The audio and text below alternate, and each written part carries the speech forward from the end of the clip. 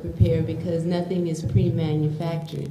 It's always done by hand, it's always done lovingly, or at least should be done lovingly, and with the utmost of care. Because when you talk about feeding your temple and nourishing yourself as we move into this new time dispensation, it is so important that we honor our body temples in recognizing that we are the awakening of the gods and the goddesses. And as a result of that, it's really imperative that the foods that we eat are indicative of that, so that we're nourishing our highest self. I'm honored today to be able to introduce my mentor and teacher. I first assisted Brother Aris back in the mid-'80s, I guess about 86, 87. And that's where I first learned how to sunfire my food. And I have been blessed to experience it throughout the many years following, and now it is one of the things that I share in the community. Brother Aris Latham is here today to share his wisdom and talent and gifts, all the way from Jamaica. And so without further ado, I'd like to invite him up to the podium.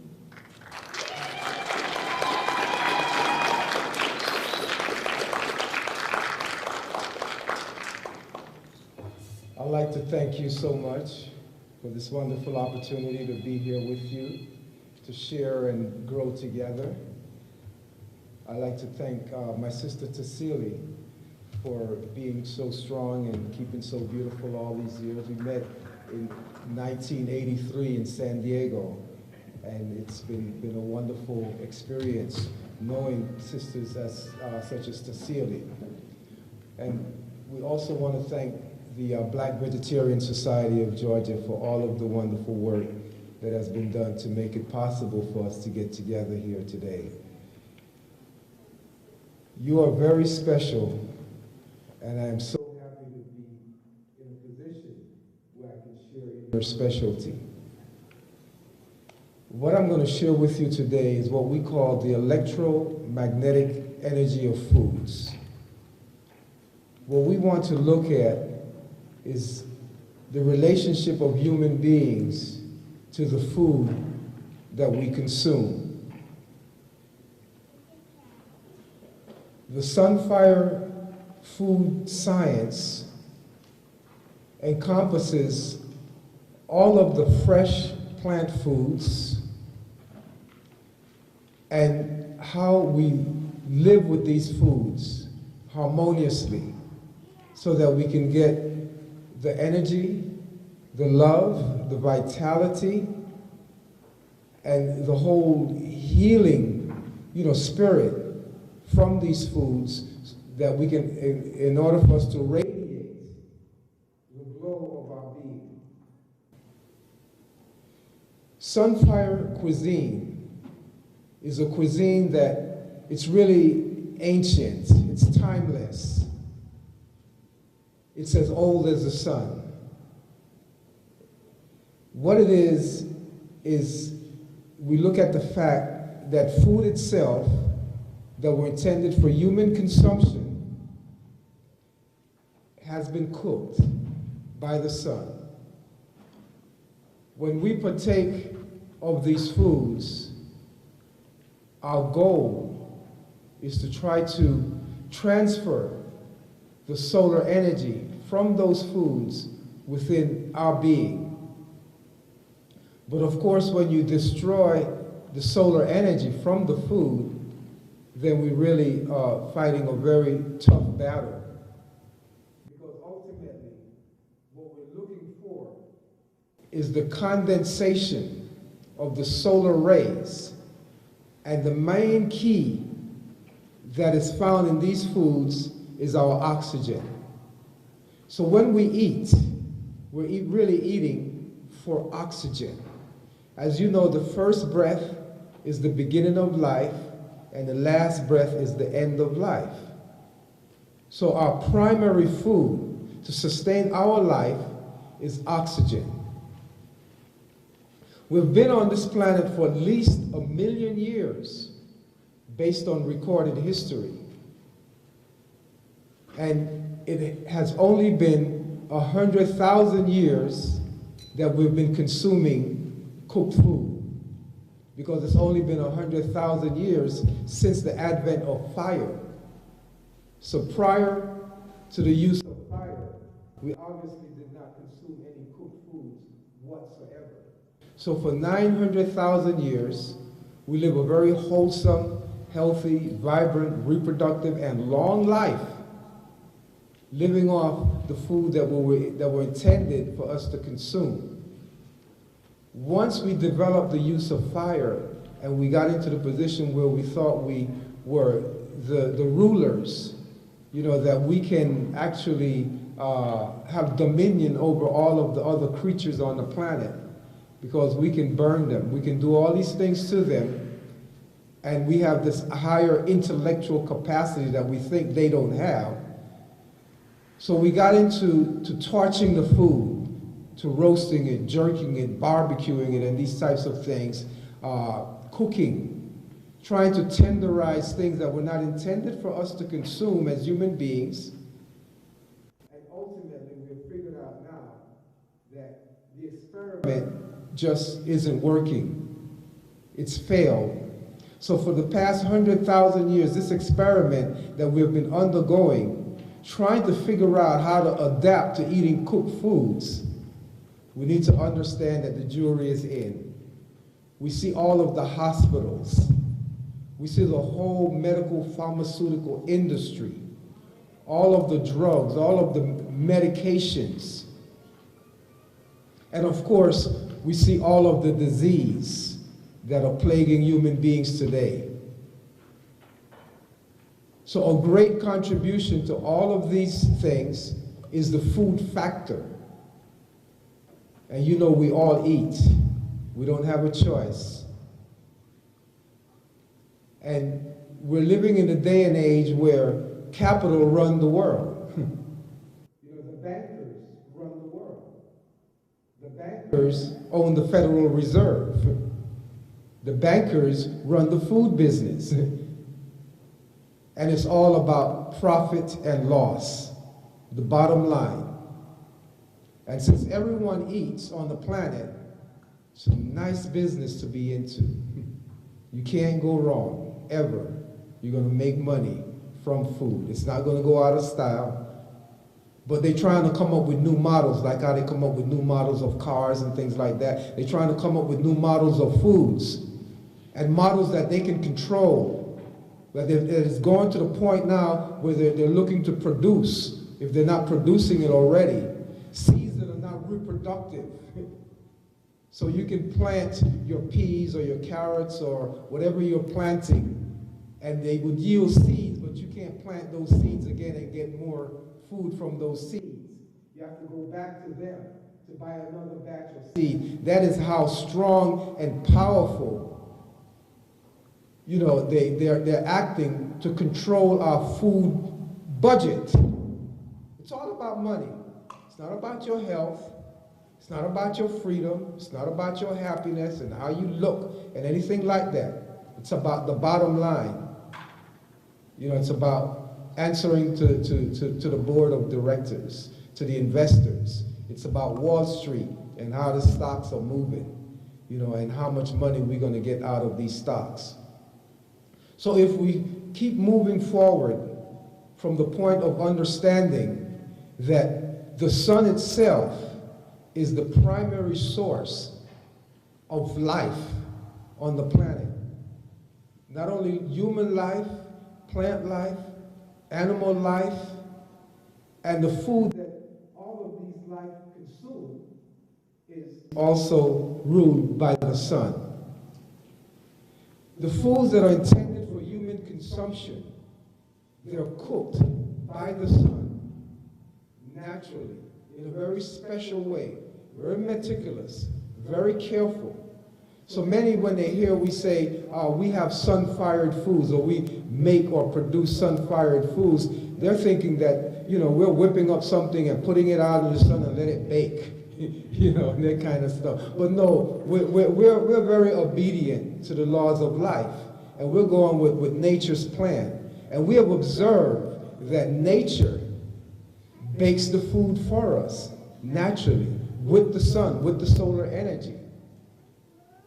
So from the time a plant or fruit blossoms, buds, germinates, sprouts, till the time it becomes mature, fit and ready to eat, or a ripe banana, a ready peach, soft and juicy, red and yellows and golds and all of these colors. That entire period, from the time the cherry blossomed, the cherry tree blossomed, till the time you have some nice, big, plump, juicy cherries, that's been the cooking process.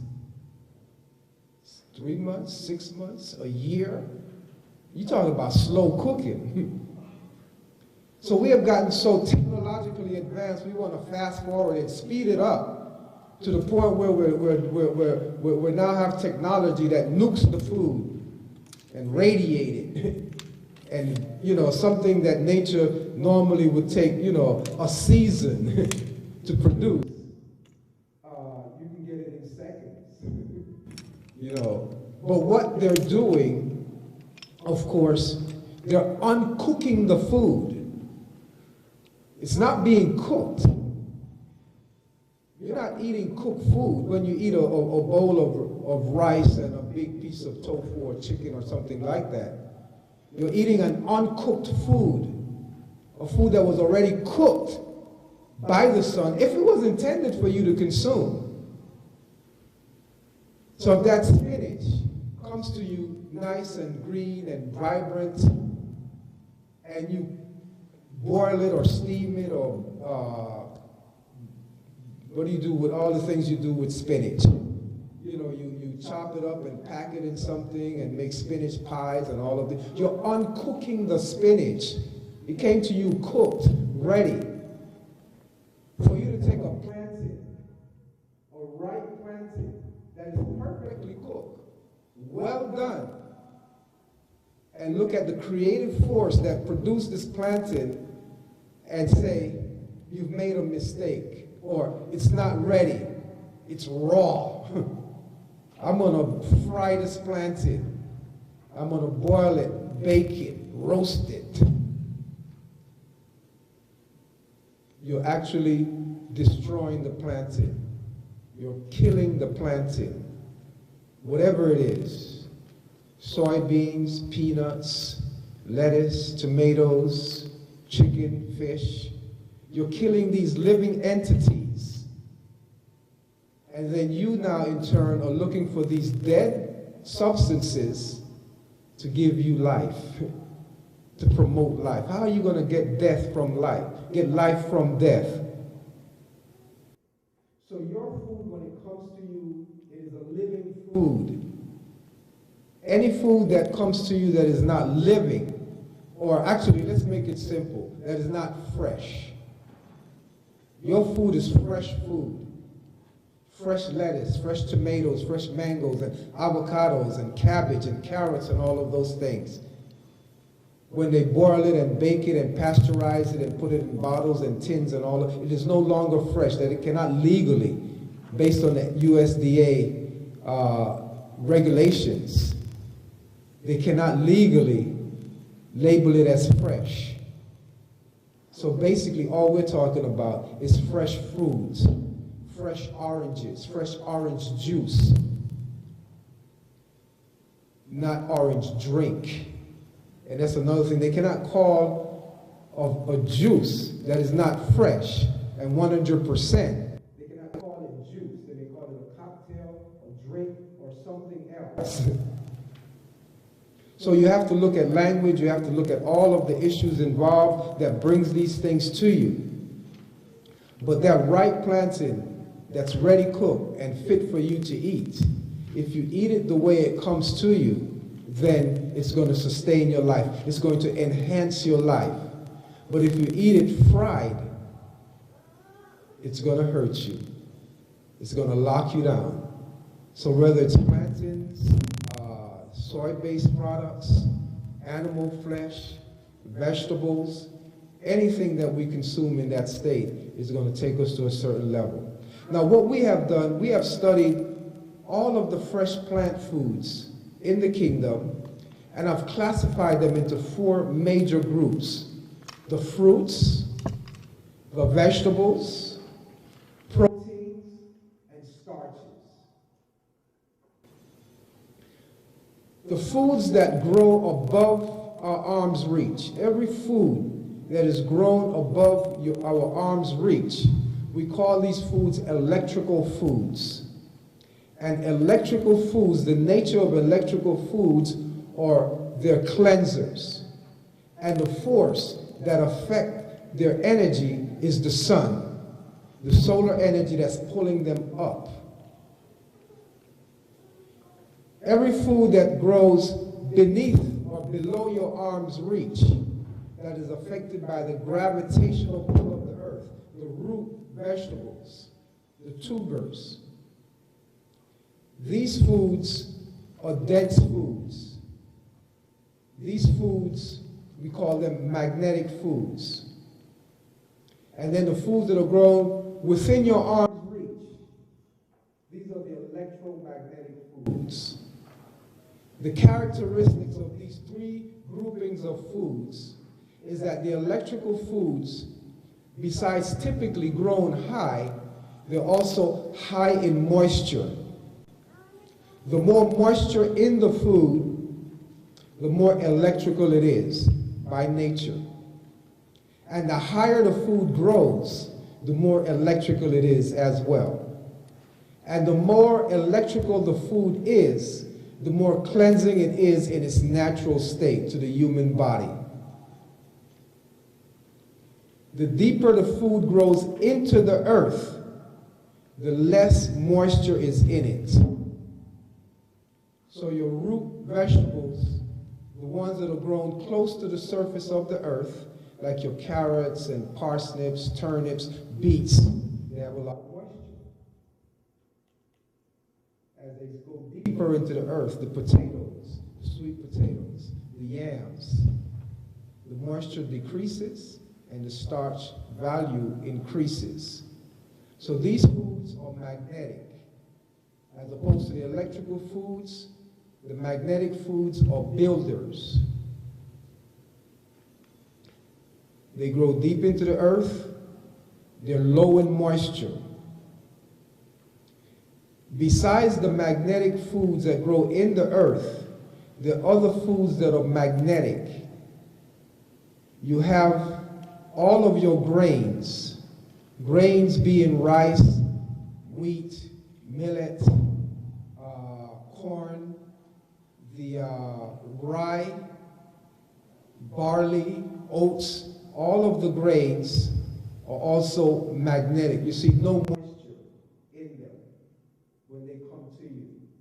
They're not cleansing foods because they don't have that electrical energy. They're builders. Your legumes or peas, most of your legumes are magnetic foods. Actually, all of the legumes are magnetic foods. All of your peas are magnetic foods, including the one that we eat as a nut. The peanut is a magnetic food. All of your seeds are magnetic foods. All of your seeds are magnetic foods. Your nuts are magnetic foods. Low moisture. Even though the nuts grow high, no moisture at all in them. They're not cleansers. They're builders. All of your protein and starches are builders. They are magnetic foods. All of your fruits are electrical foods. They're cleansing. Of course, some electrical foods are more cleansing than others. The higher the moisture content, the more cleansing it is. The magnetic foods, some are more building than others. The denser they are, the more starch in them, the more building they are. The more protein in them, the more building they are. Then we have our neutral foods, the ones that typically grow within our arm's reach. These are the electromagnetic foods. The electromagnetic foods are sustainers. These are the balanced foods, the stabilizers. And within this group, this is what we call the vegetables. And the vegetables are broad. All of your green leaves are vegetables. All of your green leaves are electromagnetic. So the green leafy vegetables, the vegetable fruits. The vegetable fruits are fruits that don't contain any sugar. So they're typically classified as vegetables. All foods that come with seeds in them, botanically speaking, they're all fruits. Every single food that comes to you with seed or seeds in it is a fruit. But the fruits are actually broken up and they spread out in all of the different food groups. The major one that we classify as fruits, those all have sugar, some more than others. In the vegetable group, we have the vegetable fruits, the fruits without sugar that are more compatible with the vegetables, your tomatoes, cucumbers, eggplant, zucchini, okra, all of these vegetable foods that have fruits that have seeds but have no sugar. In the starch group, we have fruits as well. We have fruits in the starch group that don't have sugar. So every food in the starch group that have seeds are fruits. Your pumpkin and all of the winter squashes are fruits. But they're not classified under fruits dietarily because they don't have sugar in them. In the protein group, there are fruits as well. They don't have sugar, they don't have starch, but they have protein. And the way you recognize a protein, no matter what, whether it's plant protein or animal protein, all proteins in nature come with fat. There's no such thing as a fatless protein occurring naturally in nature. So you recognize and you identify protein foods by the fact that they have fat. They're fatty foods. So you have avocados, have a seed in it. It's a fruit. It has no sugar, has no starch. It has fat. It's a protein.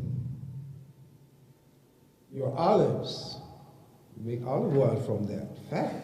It's a protein. Coconut oil, the coconut meat is a protein from the mature coconut. It's a fruit. And then in Jamaica we have the ackee. The ackee is a tropical fruit, high in fat, very rich. It's also a protein. So considering all of these factors and also looking back again at the vegetable group, besides the greens and the vegetable fruits, under this group we also have what we call the non-starchy vegetables.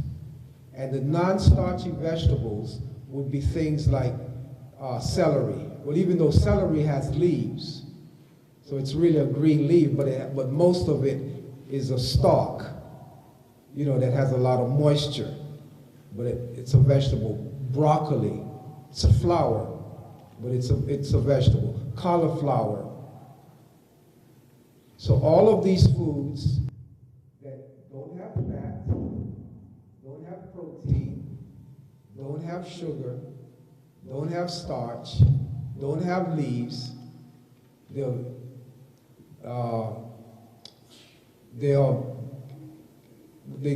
vegetables, starchless vegetables. Starchless vegetables. So your broccoli, your cauliflower, your asparagus, and all of these types of foods. Your peas, fresh peas, snow peas, sugar snap peas, string beans. These are all vegetables. And also under the vegetables now, we're going to place foods that have been sprouted, like your grains. The grains are starches, they're magnetic, they're builders. But when you sprout them and you grow them into a grass, like wheat grass, it's no longer magnetic. It's now a vegetable. Your lentil sprouts, alfalfa sprouts, these are now coming under vegetables. Taking it from the group of foods that are the fruits, we observe that the fruits themselves, within that broad band of fruits, we have 4 major categories, but there are about 6 altogether. There's one fruit that stands out all on its own, that's in a class totally by itself. It's the highest grown fruit on the planet, and it's the fruit that has the most amount of moisture, 100% water. No protein, no starch, no leaves or anything in it. And this is the young coconut. The young coconut, not even the one with the jelly, when it starts to develop the meat. But you cut up the young coconut and it's just water, and you chop that open, you see no jelly, no flesh, nothing in there.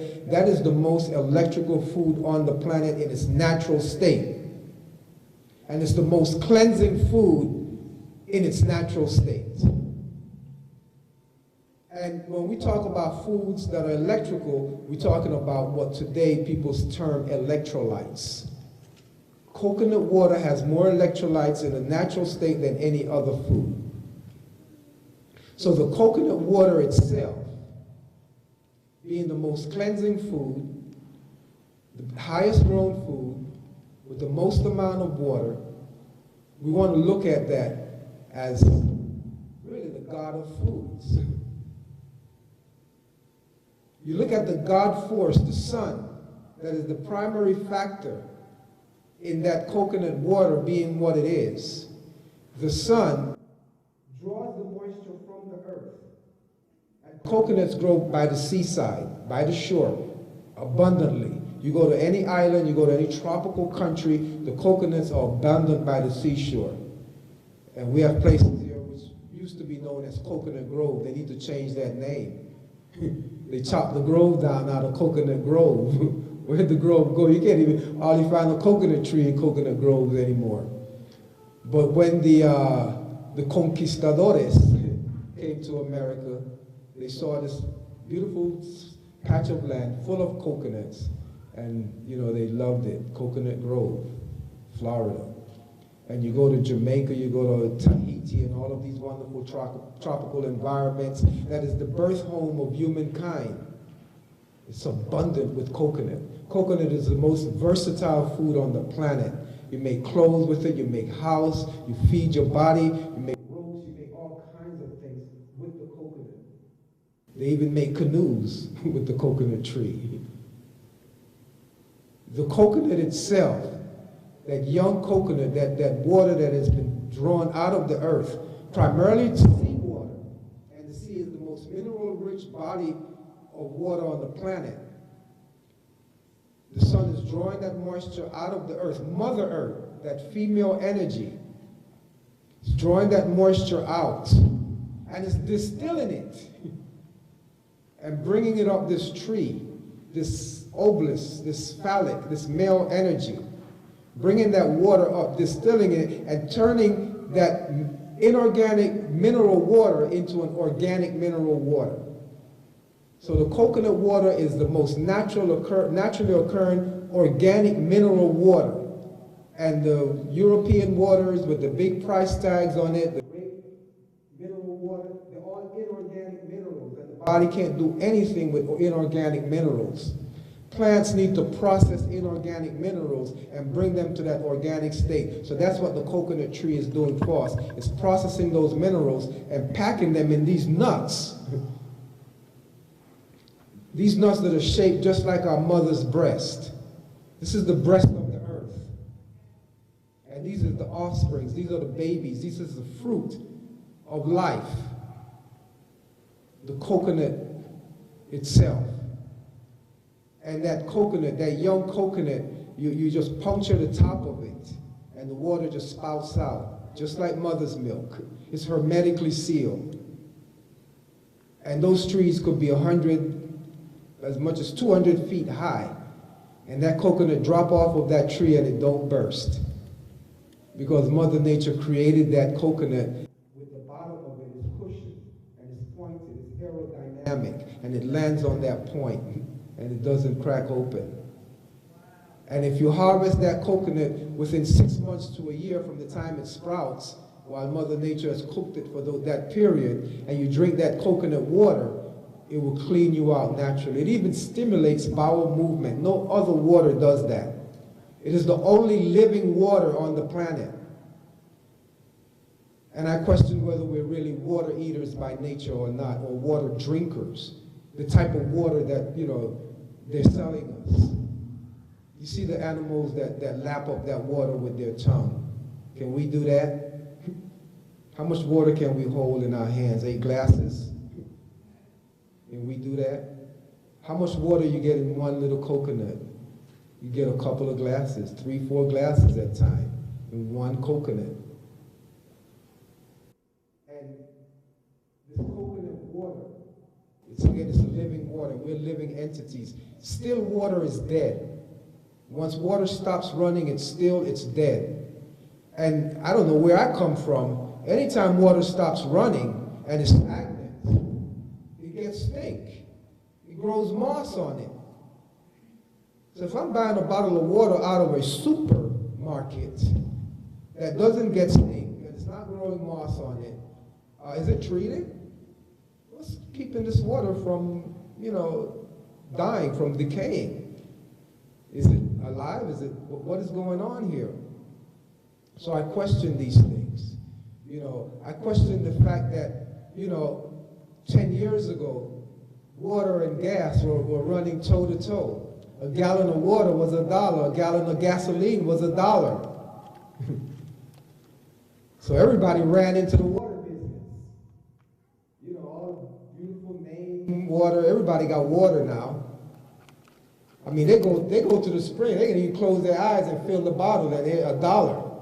But you got these big rigs, these big oil drills out in the middle of the sea, digging miles down into the earth, bringing up black tar, putting it on a big tanker, shipping it across the world, take it to a refinery, process it, refine it, put it in a truck, take it to a gasoline station, put it in an electronic pump, an attendant to even pump it out, cashier to take the money, and they're only getting $1. And some people going to the spring and filling up a bottle and getting $1 too for water. So water drove your oil, your gas prices up. Them hijacking your water source to commercialize it and selling it to you like that is one of the factors that drove the gas prices up. There's no shortage, there's no this and no that and all of that. Battle of the cartels. How dare you? How dare you get a gallon of water, $1 for a gallon of water, and we're getting $10 for a whole barrel of crude? How dare you even today getting $300 a barrel? $300 a barrel for some soda pop. We know those sodas, those black ones, dark ones. Or they call them colas, I think. Those are $300 a barrel. Are they going to be the next factor to drive our gas prices up to $300 a barrel, too? We haven't seen nothing yet. The economics of life is very profound. This battle of the cartels out here going on. So as we move and we look at this water situation, and we enjoy our coconut water, and we enjoy all the life-giving benefits of coconut water, and we cleanse our body out. Grandmother used to say, oh, drink that coconut water, boy, and wash your heart out. It washes the heart out. It cleanses the body. It cleanses the blood. The only thing comes through the heart is the blood. So in the mornings, take an internal shower, the same way you take an external shower. Hose out with some coconut water. First thing in the morning, drink that coconut water. Wash the heart out. Hose out the digestive system. Add a little soap in there. Put some lime juice in it. Some lemon juice, some noni or some aloe. And clear that system out. Flush it out. Clean it out. So the most electrical food is the coconut, that dynamic food, that young jelly coconut, water coconut. But when that coconut is left on the tree to mature 3-4 years and it gets hard, that's that coconut you see now, that brown shell that you get. That's protein, that meat. It's very high protein, loads of fat. You got some people today taking it and selling you, what they call it, extra virgin organic coconut oil. Raw, too, they put on it. How dare them? We know that raw coconut oil gets rancid. Rancid. Raw coconut oil gets rancid. But you know how the government works. Oh yes, you can do this, you can flash pasteurize, you can do that, and you can still label it as raw. And the consumer, you know, not knowing these laws, oh yeah, I'm getting some raw coconut oil, you know, extra virgin. Cold press do they put on there? You know, they're taking some pages out of the olive industry. The olive oil, you know, yes. They can call olive oil extra virgin. I mean, all coconut oils are extra virgin. I mean, so you're putting it on the label because your consumer is so educated and they'll buy something extra virgin and pay more money for it. Well, every single coconut oil is extra virgin because you only press the coconut meat once. In the olive oil industry, you take that batch of olives and you press them. The first press is extra virgin olive oil. You take that same pressed olive, press it again, it's virgin olive oil. Press it a third time, it's pure olive oil. A fourth time, it's fine olive oil because it's getting thin now. The fifth time, it's olive oil. And then what's left after that, the sixth time, they don't even press it again. They put it in a thing and add a little extra virgin to it, and that's olive pomace. Olive oil pomace. You ever seen that? You ever buy that? And they put extra virgin on there because they put a couple of drops of extra virgin in it. That's the gook. They're not going to throw it away. It's about profit. And you buy it, it's like, oh, this is olive oil. This thing tastes kind of different. So we need to know the science of our food that we're putting into our body. So they can call their oil extra virgin because they do have an extra virgin because they have other levels of pressing. And they can put cold press on their oil because they do cold press it. They do not press it with heat. And they don't heat treat it after that. So an extra virgin cold pressed olive oil is in a tin. It's in a can. It's in a dark bottle because it's light sensitive. So if you're buying a bottle of extra virgin cold pressed raw coconut oil in a clear bottle and it's not rancid because it's light sensitive, then it's not extra virgin cold pressed raw coconut oil or coconut butter, they're calling it now because they know you love butter.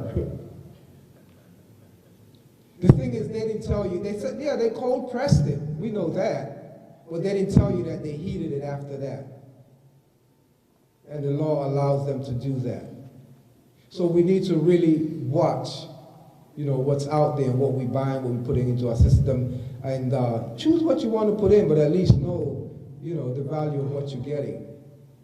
So that mature coconut is protein, it's full of fat.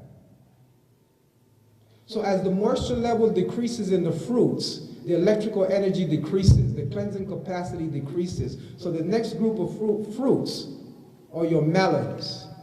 95 to 99% moisture. Very cleansing.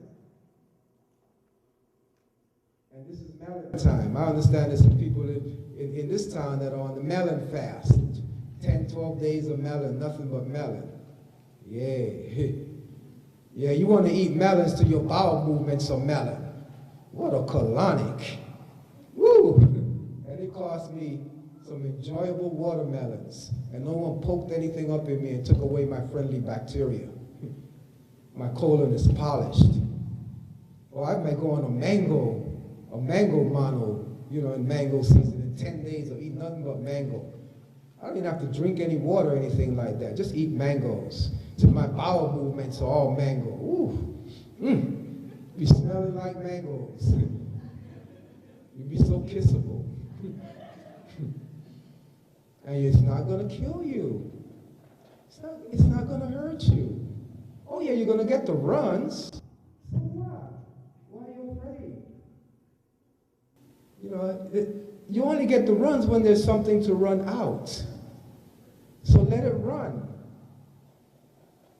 There's a spice, that curry, you know, curry spice. And I mean, like in Jamaica, they're like, oh, you got to burn the curry. You know, right? You got to burn the curry. They say that in India too. Everywhere curry is you. You got to burn the curry. You mean, you know, they, you know, saute in a little hot oil before they mix it with the goat. Make that curry goat. And why? Because if you don't burn the curry, you're going to get the runs. It's going to really, you know, run the belly after you eat that goat. But I think the person who put that recipe together, they knew what they were doing. Because if you don't burn the curry, you will get the runs. But that goat really needs to keep running out of your system. So that's a real scientific recipe to allow that goat to leave the system and not sit in there and stick to the rear and decay and rot and decompose and rot in your organ next to it, and then they stick a cancer label on you. So we need to observe, you know, how the healing qualities of our foods are well. So the turmeric in the curry, turmeric is very powerful, very healing, very cleansing. And when you burn it, you destroy the medicinal factor, the healing factor, the cleansing factor in the turmeric. So the melons are very cleansing, very refreshing. I mean, they grow in seasons for particular reasons. You know, 104 degrees out here, you know, next month, you sit up under a couple of melons, you're going to be cool. You know, my buddy Tio Chambers said, I'm cool like a cucumber. And that's what a cucumber even is. It's a melon. It's a sugarless watermelon. So if you've destroyed your body and you've corrupted it and perverted it and you've got diabetes and all of this stuff, high sugar, go on a diet. Have cucumber. Go have a diet melon. Drink a whole bunch of cucumber juice. You get straightened out. But before you do that, find out what caused the diabetes. Hey, doc, what happened? What caused this thing, man? How come I got diabetes, man? And, oh, you telling me to stop eating fruits? Because it's going to drive my sugar level crazy? But, damn, doc, it's interesting. I really wasn't eating fruits before I got the diabetes. I wasn't eating that much fruits. You know, I don't really go for fruits like that. If you're telling me to stop eating the fruits, I'm still eating what caused the diabetes, maybe? And you're not telling me to stop that? Oh, okay, I see. Well, you came from Harvard and these other places. You got 6 hours in nutrition you studied in school? Oh, right, you don't know anything about food. I understand. Are you treating something that's related to a food, you know, challenge? Oh, you don't know what diabetes is caused from. Oh, okay. Yeah, but, yeah, I understand that fruits, you know, give me a lot of sugar, but, hey, doc, doesn't starch turn into sugar too? Doesn't the body convert starch and make sugar out of it? Damn, doc, I was eating a lot of starch when I got this diabetes. Is that what I got it from? Should I stop eating starch, doc?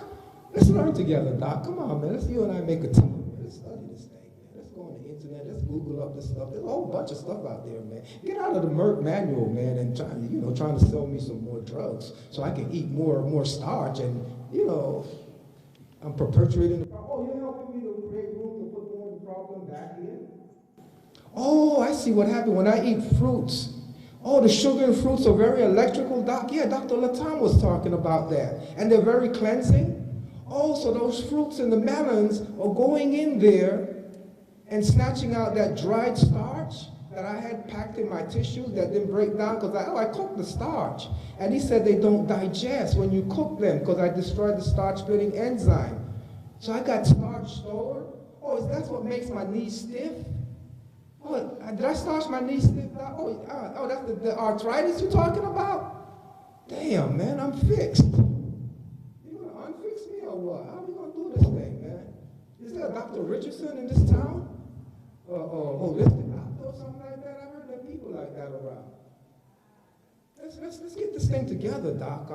You and I in big trouble, man. Oh, shoot, you are the youngest living.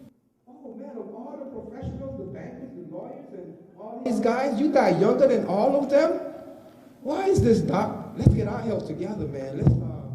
Let's go check out the whole raw food thing or something, man. Something is going on here that they didn't teach us in school. Let's really, really, look at food for what it is. So the cleansing melons, 95 to 99% moisture, clean the body out, electrify it, flush the system out, go in there and snatch out that old starch out of the tissue, bring it back into the bloodstream, and it's registering high sugar now, because that starch, when it comes back, is coming back as sugar. Wow. Okay, how did Merck miss that? So anyway, let's move forward and let's look at the other fruits. The ones that are 60 to 80% cleansers, electrical fruits. These are the pulp fruits, the peaches, papayas, mangoes, nectarines, grapes, and apples, and all of those things. These are 80 to 95, those are the subacid fruits. Before we get to that group, we have the ones that are 80 to 95% moisture. Those are the acid-tasting fruits, like our oranges, grapefruits, strawberries, blueberries. The acid-tasting fruits, pineapple, 80 to 95% moisture. That's the next most cleansing fruits after the coconut water, the melons. Then you have your acid-tasting. And don't confuse these with acid-forming food. A lemon tastes very acidic, but it doesn't secrete acid when it's digesting. It is alkaline. An orange is alkaline. It tastes very acid, but when it digests, it is alkaline. But when you pasteurize that orange and made one from fresh frozen concentrate, anytime you cook fruits, you turn them into all acid forming. So cooked, pasteurized, processed, concentrated from or whatever orange juice that you did not squeeze yourself is acid forming. Fresh made orange juice is alkaline. So these fruits, with their fiber, clean the system out, sweep it out. Very nice, cleansing foods. Then the moisture level decreases to 60 to 80%. Those are your pulp fruits, the subacid.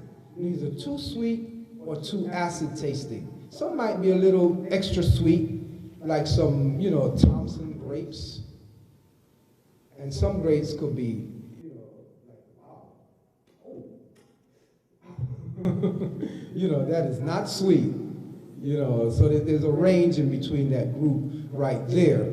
Some apples are nice, sweet, and delicious. Some are tart. Pears.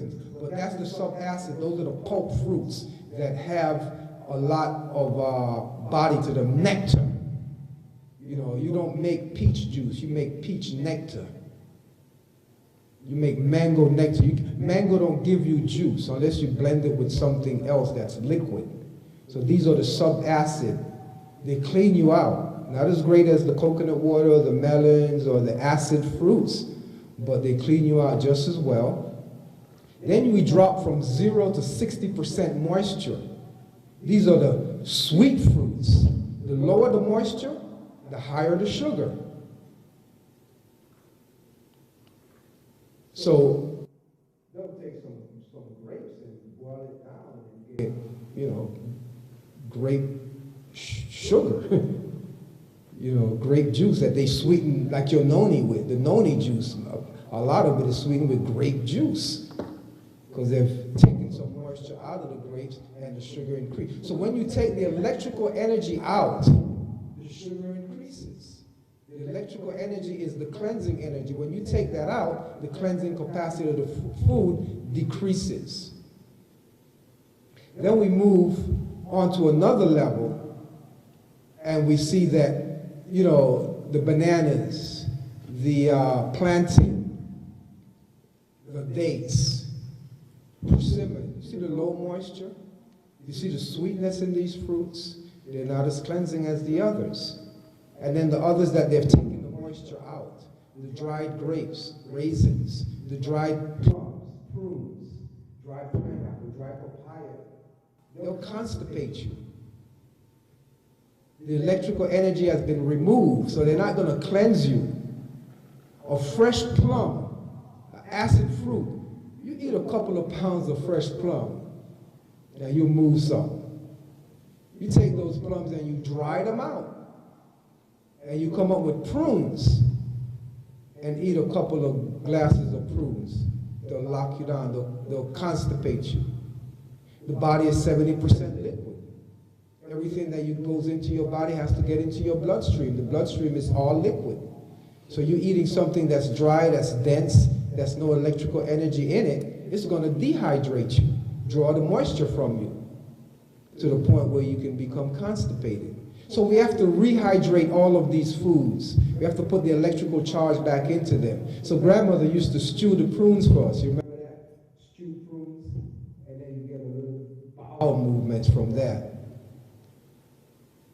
So soak your prunes, eat them, and they'll open up the bowels. Take it further. Blend those soaked prunes with a whole lot of water and make prune juice. You see the electrical current that we have put back into those prunes in that water, and that prune juice will cut some stuff out, clear some waste out. That's the electrical power of food. And moisture. Moisture. You do that with some coconut water, you'll be moving in heaven. So on the opposite end of the scale now, you have your magnetic foods. Your magnetic foods are your starches and protein. So let's look at those under two different lights. Starches, their digestion takes place in the mouth.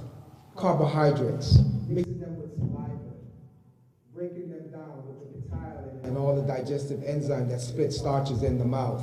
When they come down to the stomach area, it's a rinse-off period, the final stage. So if they didn't pre-process above, in the mouth, then they're not going to digest properly when they get down here.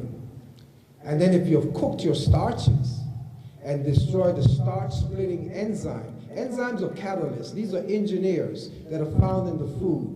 There are different types of enzymes. The major ones are the digestive enzymes and the metabolic enzymes. The digestive enzymes, well, enzymes are found in all living entities. There's nothing, unique about human beings, that we all function on this enzymatic level. All the animals, all the plants function on this enzymatic level. Enzymes are catalysts. They're the life force within all of these living entities. And enzymes are heat sensitive. You expose them to heat, you kill them, and they lose their capacity to do what they have to do. Their engineering feat of breaking down living matter into more digestible, form. So the starch-splitting enzymes in starches break them down into sugar. The protein-splitting enzymes in the protein break them down into amino acids. So if you expose any living entity to sustained heat above the highest recorded solar temperature on the planet, 135 degrees, you destroy the life, you destroy the enzyme, you kill those entities.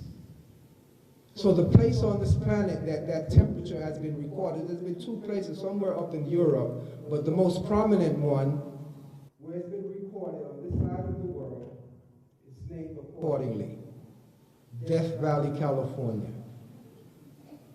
135 degrees. Even cactus have a hard time over there.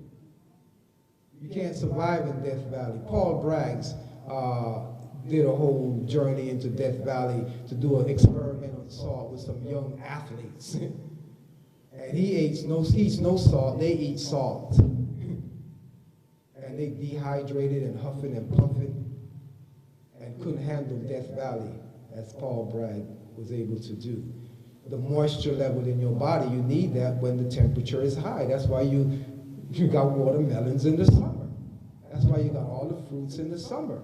So to go do a barbecue on the big holiday in the summer, you're trying to defy the law of life. So you hot, you muggy, you sticky, you clammy, you're miserable, you're upset, then you're piping that down with some fire water, some alcohol. You're fainting, you're falling out, you're going through all of these convulsions and all of this stuff. You're fighting and fussing because that stuff is turned acidic. It's really toxic. It's, knocking you out. And then a few months later, when everything starts to come out in the fall, you got a flu? Take this. Doc, I understand that a flu is a detox. It's an elimination thing that's going on. You call it a flu, but I call it a healing crisis. It's a cleansing thing going on here. Oh, you giving me something to stop the elimination? A vaccine or some kind of pill or shot or something like that? Damn, maybe I should fast and allow the body to just clean out. Doc, did you know that the body cannot digest and eliminate simultaneously? And I've been a glutton for a little while, and I've just been eating. And now it's like the universe is moving in a direction where I'm naturally cleansing my small intestine. September 21st, the equinox, when I have equal daylight and equal nighttime, and my small intestine is kicking out garbage. It does it the same thing like that at the change of the season in the winter, December 21st, at the winter solstice. The winter solstice, Doc. You ever heard about that? They say in Latin that means the sun stands still. It's the shortest daylight day of the year here in the northern hemisphere. And, things really, my digestive system kind of slows down a lot during that time.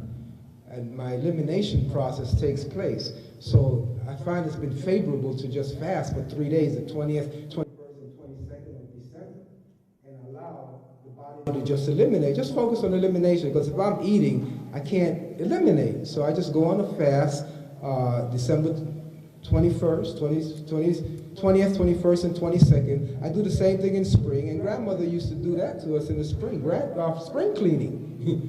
I used to have a whole thing, if you look back in the scriptures with, the Lent and Easter and that whole period, and, the 40 days of fasting and all of this stuff before you get to the feast, and all of these types of things, all these things right around March. So I do a fast March 20th, 22nd, 21st, and 22nd, and do that spring cleaning.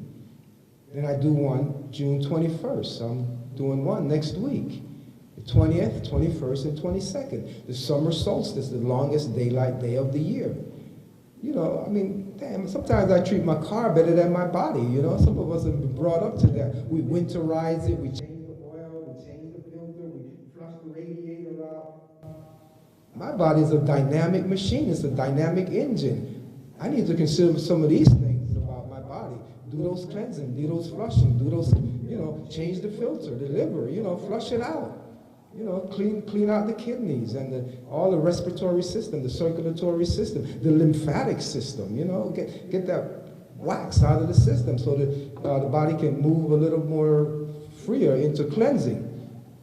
So with the electrical energy, the magnetic energy, as you're following this concept and you're understanding now why you're so into this fixed situation, that the magnetic foods, the builders, the starches are builders, but starches build by stuffing. Starches stuff the body. The other magnetic food, the protein, they build by stacking muscles. They stack. So bodybuilders bone up on protein to pack those muscles. When you eat the starches and you stuff the body, you clog it up. Very clogging in the body. And we know that every time we eat starch, we always grease them. We really grease those potatoes well with butter, mayo, you name it. We grease the rice with gravy, loads of it. We grease the bread with butter and margarine and all those other things. We grease all our starch. And science tells us that starch and fat can't digest together harmoniously in the body. And fat generally comes with protein only, exclusively.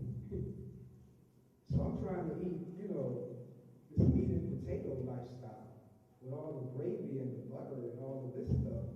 And then I got to reach for some pink stuff because I got indigestion, I got acidosis, acid reflux. Doc, man, what's up?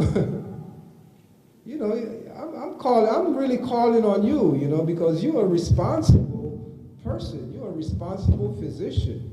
You're here to help me and my family to keep healthy and strong and all of this stuff, and I said, let's embrace it, let's study these things together. There's a whole lot of new science out there that haven't hit our universities yet. Oh, but Doc, maybe you can just go to Harvard. Dr. Benson up there got the Mind Body Institute. They're doing it up at Harvard. Columbia Presbyterian in New York. Maybe you can get some in-service training over there in holistic, patient care. So we can, bring some of this back to the community. So there's a lot of stuff out here. We don't have to be handicapped, with the doctors and helping handicap them and keeping them so busy, with little stuff that we can be handling ourselves. We put too much pressure on them. So they don't sometimes get to see beyond, the face of the book, and they just write a prescription and according to what the book says, and, they don't have the time to research because they got big, tuition bill they're trying to pay back, a whole bunch of hundreds of thousands of dollars in loan, and, they can't see so many patients at one time to really balance their books properly. So they'll, some of them will sell you some Chinese herbs or some supplements, or they, do a little this and that, moonlighting in the office, trying to make up for, stuff, or they may bring in other practitioners, and, they'll send you to the specialist over there and that one over there, and they get a cut from each one of those so they can make up and, keep their budget balanced. I mean, they're in a big predicament. We have to help them out. We can't pressure them like that. We really need to, not take our little simple stuff to them, the little symptoms and stuff, We got to take matters into our own hand and kind of free them up, Don't free them up too much because the economy might crash. We have to really be careful, So, get broken this and all of that. They're great. They can patch stuff together. They know the body quite well. We got to really give it to them. And there's a whole bunch of advancements that they've made and all this kind of stuff, So we got to work with them, where their strength is, and, be careful about taking, food, originated challenges to them, and they really don't know that much about food, that kind of stuff. Let's go easy on them and do more research ourselves and be more responsible. We need to be responsible beings towards ourselves and not put ourselves in these types of challenging situations, because it's really expensive to get sick. It's really expensive getting sick and being sick, and it's not pleasant. It's a lot of suffering, a lot of pain, a lot of losing of income and all these things going on. And these are things that we're really responsible for. We're in charge of this stuff. I mean, this little animal that we live in here, this beast, we do know it's dumb. It's a flesh. So we need to take better care of it. We need to really let it understand that I am. I am. You are the body.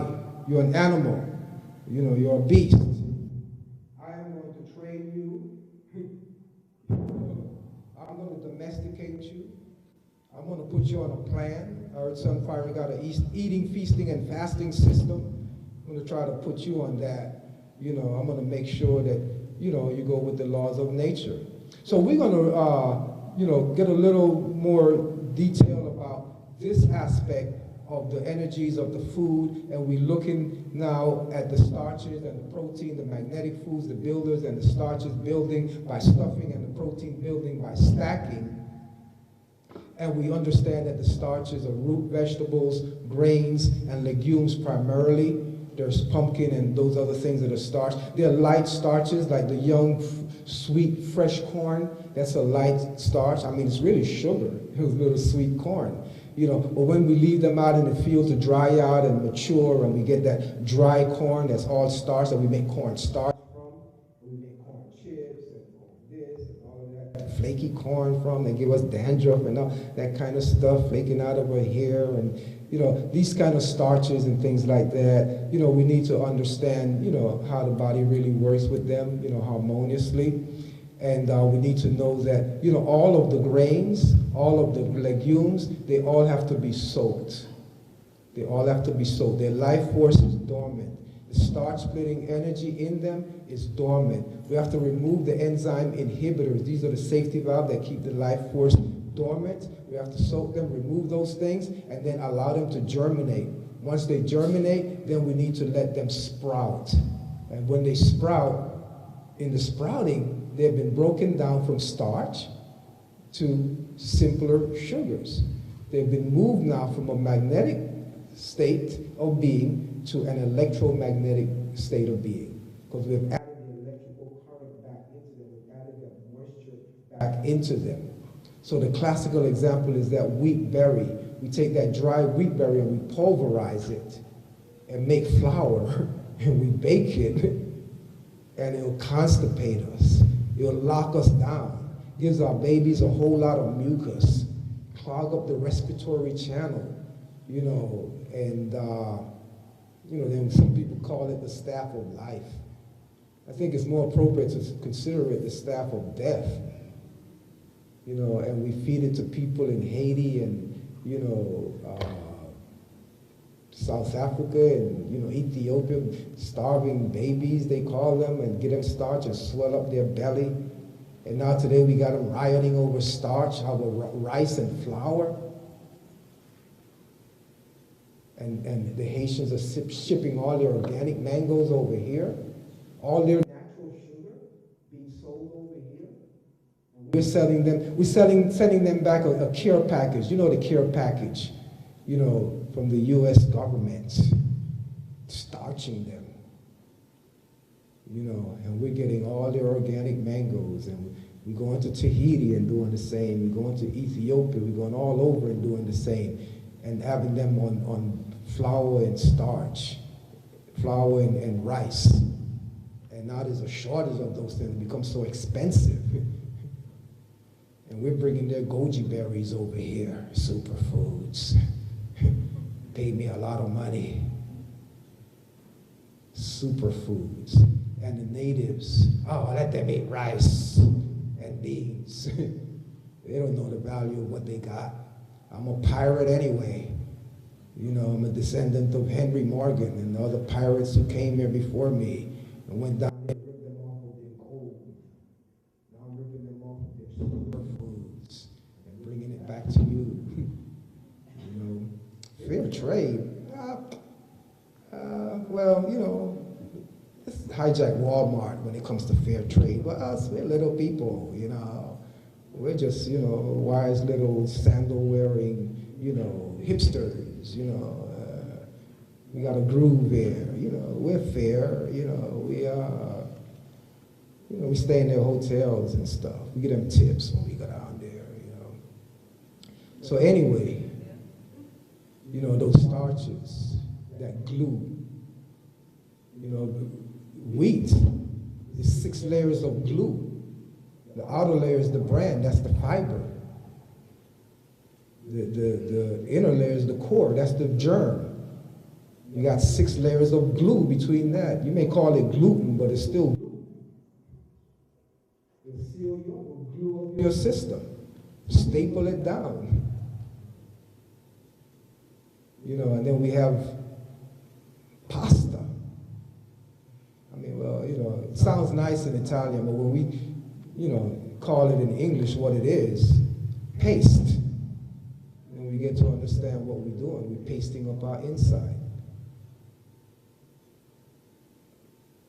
It's a serious thing that we got to face right now with all the situation that's going on. So these starches, that wheat, you take that wheat berry and you soak it. Soak it for 12 hours. Remove the enzyme inhibitor. Activate the life force. Now it germinates, comes to life. It's now a living food. You can sprout it for 2 days. And every time you rinse it, it's absorbing more water. It's getting electrified. The starches are being broken down into simpler sugar. You take those sprouted wheat berries and you sow them in the dirt, you plant them, and you get wheatgrass. Wheatgrass is now electromagnetic. It's with the lettuce and the spinach and all the green leaves. So you've transformed that food from a stuffer to a nice, oxygen-bearing, green plant with lots of calcium and chlorophyll and iron and all of these things. But you can go even further and take that wheatgrass and juice it. And that wheatgrass juice, you remove the bulk, 100% moisture. Hey, don't we have an electrical food here now? Yeah. And the wheatgrass juice, you put it under a microscope next to your blood, it has the same molecular structure as the blood. So it has an affinity to the blood. It gets to that blood instantly. And that blood, with electrical energy in it, like you drink that coconut water, you feel like needles and pins moving through the body, that electrical energy. Same like our electricity bring us light here, that electrical current in the food brings oxygen to the cells. But it snatches toxins out of the cells to bring back upstream. So that wheatgrass is violent when it comes to that. It'll pull a whole lot of garbage out quick. And if you're too toxic, you took an ounce of wheatgrass juice for the first time, you're nauseous, you're sweating, you're dizzy, you got a headache. Wheatgrass juice, it don't agree with me. It make me feel sick. I don't drink that stuff anymore. Go to the internet and Google up wheatgrass and get yourself educated, get informed. Go to Life's Essential and buy your book on wheatgrass. Go just read it. Ones will let you just read it in there. You don't have to buy the book. Get educated. Get educated. It's cleansing you. And as the wise one Imhotep said, let your food be your medicine and your medicine shall be your food. That still holds true today. So how are you going to eat something as food that is not your medicine, that is going to actually even make you sick? We've lost our wisdom somewhere. We've been brainwashed, blood washed, everything, programmed. So we have to deprogram now. We have to clear out this stuff. We have to clean out this temple. We got to detox mind, body, and spirit. You got to shut the mind down, empty it out, and stop thinking. It's a big job.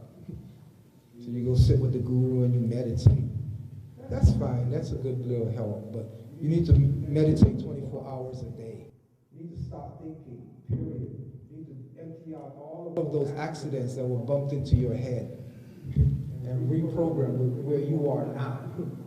Reprogram where you get your hard drive up to speed to a level where it's going to work for you and not be your greatest enemy. And that's what our mind can be for most of us. Rather than being our best friend, it can become our greatest enemy. Defeat ourselves mentally. And don't let the mind and the body get together.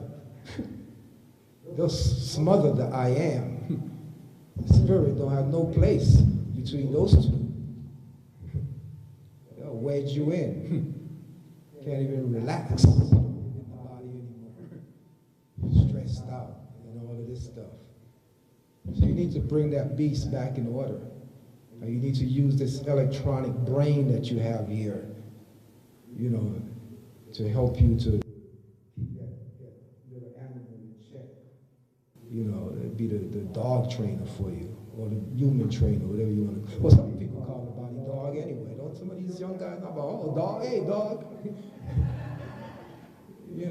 Some call it lion, all that stuff. But it's still an animal. It's a beast. You can put it whatever group you want to put it in. Some call it monkey, some call it chicken. Hey, you chicken. You too chicken, whatever. But we need to really, understand, how it works, the dynamics of this creature, of this being. So with these starches, once you cook them, you destroy the starch-splitting enzyme, they don't break down, they stop the system, clog it up, they're full of fat, they dry out, We fold them into the fatty tissues, pack them away somewhere. They become stones somewhere, dry out, you know, brittle.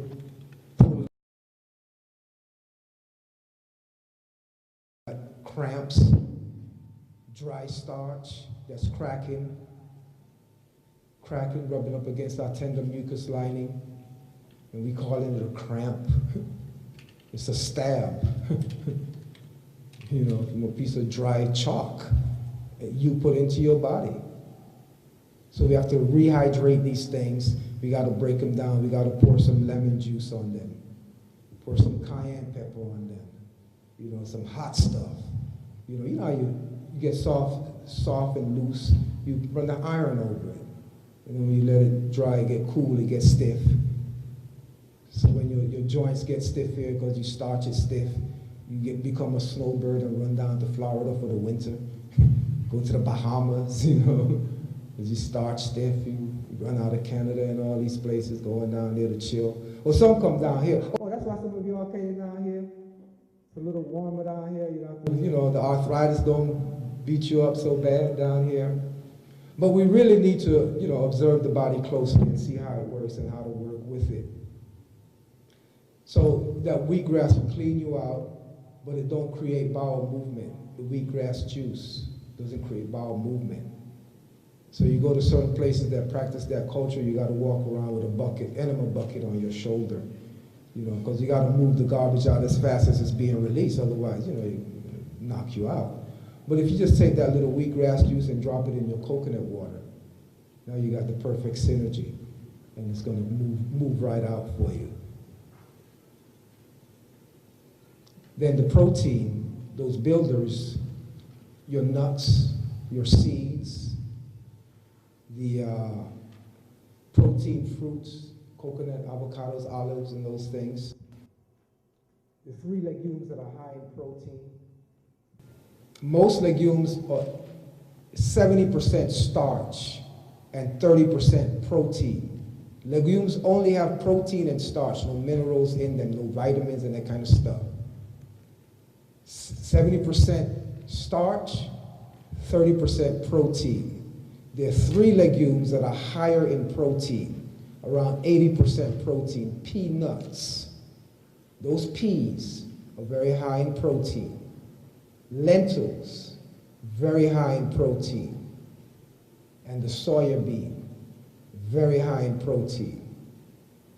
Now this last one, we need to understand it before we go crazy, eating a whole bunch of them, without understanding that soybean have an enzyme inhibitor that inhibits the body from producing trypsin, which is a digestive enzyme that breaks down the type of protein that is found in soybean. So the wise ones in the Orient, they figured this out thousands of years ago, so they culture the soy-based products. They make soy sauce, they make tempeh, miso, and all of these cultured, fermented things to neutralize those enzyme inhibitors, because they know those foods don't digest. And those enzyme inhibitors in the soybean will kill you. But they add up. They're slow, but they add up. So you can go and do research in your community on vegetarians who've been doing it for 20, 30, 40 years and find out their health status and what they've been eating, how much soy-based product, how much texturized vegetable protein they've been eating, how much gluten they've been eating, how much of the processed texturized vegetable protein that they go to some Oriental restaurants and it's, you know, kale bones and, you know, drumsticks and all the imitation faking meats and those types of things, texturized vegetable protein. You know, the chunks and the mince and all of this kind of stuff. You know, soybean is the biggest oil, edible oil on the planet. Well, it's interesting, you can make paint out of soybean. What else you can do out of soybean? I mean, a lot of stuff. Paint, you can eat stuff that makes paint. It's interesting. Just go, you know, get a gallon of your favorite color paint and, you know, swallow that down there, you know. So you got soybean in it. I mean, you're eating ice cream with soybean. Have a gallon of paint too. Why not? You know? So So these enzyme inhibitors that are in this product is very challenging. So you have to culture it. You have to ferment it. You have to sprout it. Sprout the soybean. You neutralize that enzyme inhibitor. And now the body can access the protein that is in soybean.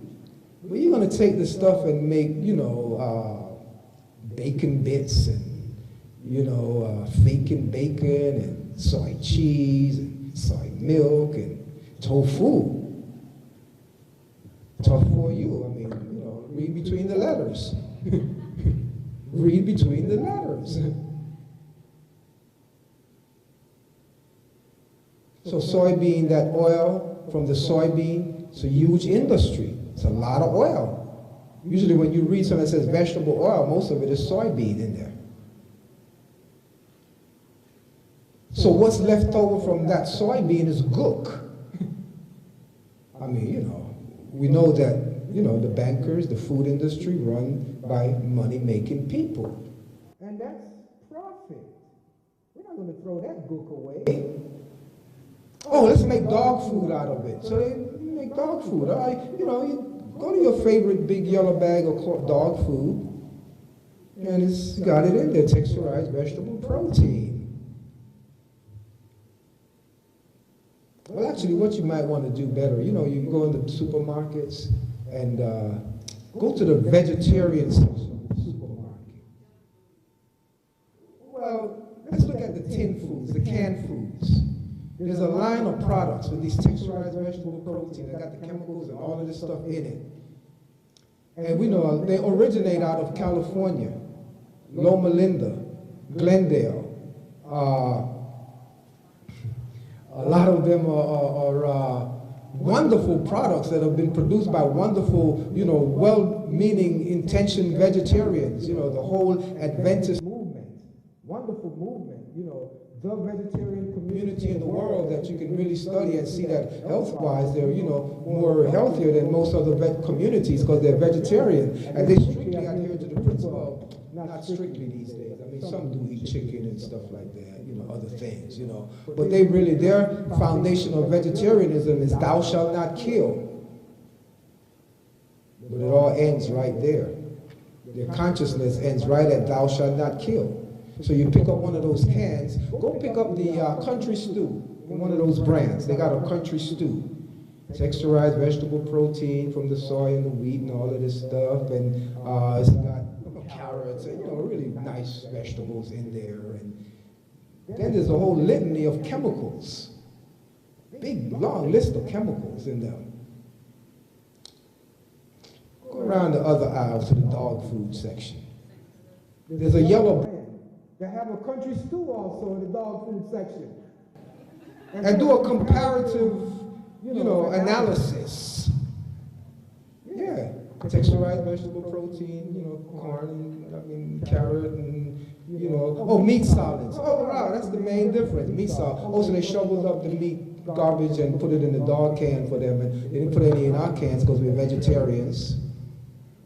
So apparently they ran out of dogs. There's not enough dogs in the world to eat all of the gook that was made from the soy-based products. So there's some wise, healthy vegetarians that are looking for meat alternative. So we can make some imitation meat for them and load them up with this texturized vegetable protein and make it taste like what you want it to be. Roast duck. Yeah, we got chemicals working with us now.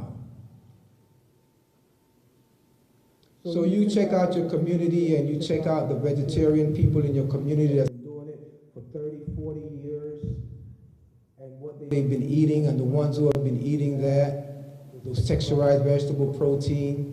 Unfortunately, a lot of them are big. Our brothers and sisters are real big for eating a lot of that stuff. And some have cancer. Even some that are physicians have cancer. But, just go online and punch up soy foods, soybeans. Go into places like Mercola.com, MERCOLA.com, and find out all the latest research on soy-based products. See what it's been doing to our babies, See what it's been doing to the female hormonal system and throwing it off balance? You know, the correlation with the challenges that our males are having with their prostates and all of those things. And think about whether you really should be consuming this kind of dog foods, vegetarian dog food. Yeah, so we're going to move with this here and kind of wrap up this portion so we can have a break and enjoy, you know, some sunfire vibration here. We move to the next level, and we understand that these proteins, the nuts, the seeds, the legumes, the soybean, peanuts, and lentils, you know, we soak them, germinate them, sprout them, and all of these things, remove the enzyme inhibitors, make them more, the digestive energy of them more accessible and more favorable to us. Because we know when we cook starches and protein and we destroy the digestive enzymes, and knowing that the body is this enzymatic monster here that needs, you know, all the enzyme it can get, and it needs to produce a lot of metabolic enzyme constantly every second of our life, you know, to run the kidney, the heart, the lungs, and all these. They got specific metabolic enzymes that needs to be constantly be produced. And we know that the body from birth has been coded to produce X number of enzymes over a lifetime. Who knows what number, what figure, millions, billions, trillions, who knows? So every time you put foods into your body that have no enzymes in them at all, cooked foods, your body now has to produce the necessary digestive enzyme to break these foods down. And producing an extremely high amount of digestive enzyme is the biggest job you can ever ask your body to do. I mean, it's more intense than physical construction work. Very, very, very challenging work that we have to do, producing these digestive enzymes. So the heart, the kidneys, the lungs, wow, you've taken a big job and you're not producing what I need at this moment to do my thing for you. So I'm going to take time out. We all going to go to sleep. And you're going to go to sleep. While after that big, heavy cooked meal, you go to sleep. You go to sleep. So some cultures like the Latin, they build it in their lifestyle.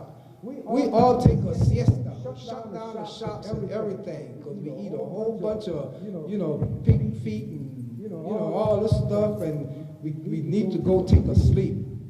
In Jamaica, they call it the nigger-itis. You know, it's amazing. You know, we don't understand what's going on.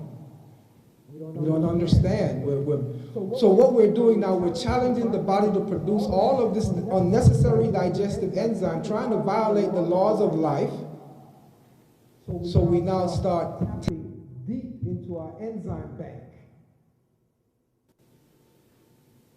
And one day, the bank gets low, we can get bankrupt, and the doctors say your immune system has been compromised. That's the immune system, the enzyme bank, the engineers, the soldiers, the military, the catalysts that protects and defends the body and builds it and keeps it working, keeps it moving. And when you tap back that, trying to process food that the body was not intended to process, how are you going to challenge and defy the law of nature, who gave you fruits, gave you oranges and mangoes and apples and grapes and all of these things, and you don't have to even work for those foods. Nature would just throw peaches at you right here in your backyard in Georgia every year, every season, on time when it's cooked. Sunfire, ready, well done, ready for you to eat. Would even stone you with it, a whole bunch of them come down at you one time. Eat them all. Get a cleansing.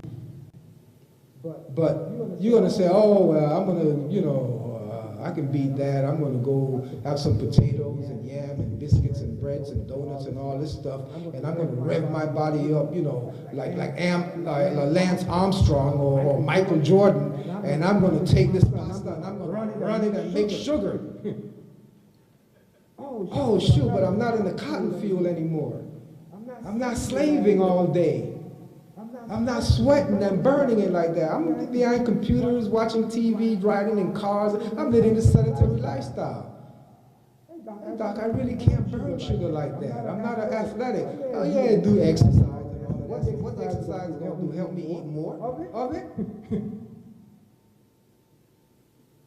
Going to help me to eat more of the problem? So let's address the cause. When you got a medical condition and you go to your body mechanic, just like your car mechanic, your car is backfiring, pistons are knocking. Change the fuel. You're putting in the wrong thing in there. Change the oil, do this and do that. Winterize it, clean it out, change the spark plugs and all of that stuff. And you go to your body mechanic and you're like, Doc, I'm farting, I'm sneezing, I'm shitting stink, underarm odor, bad breath and all of this stuff. And, I mean, it's like, gee, man, I'm not working right. What do I do?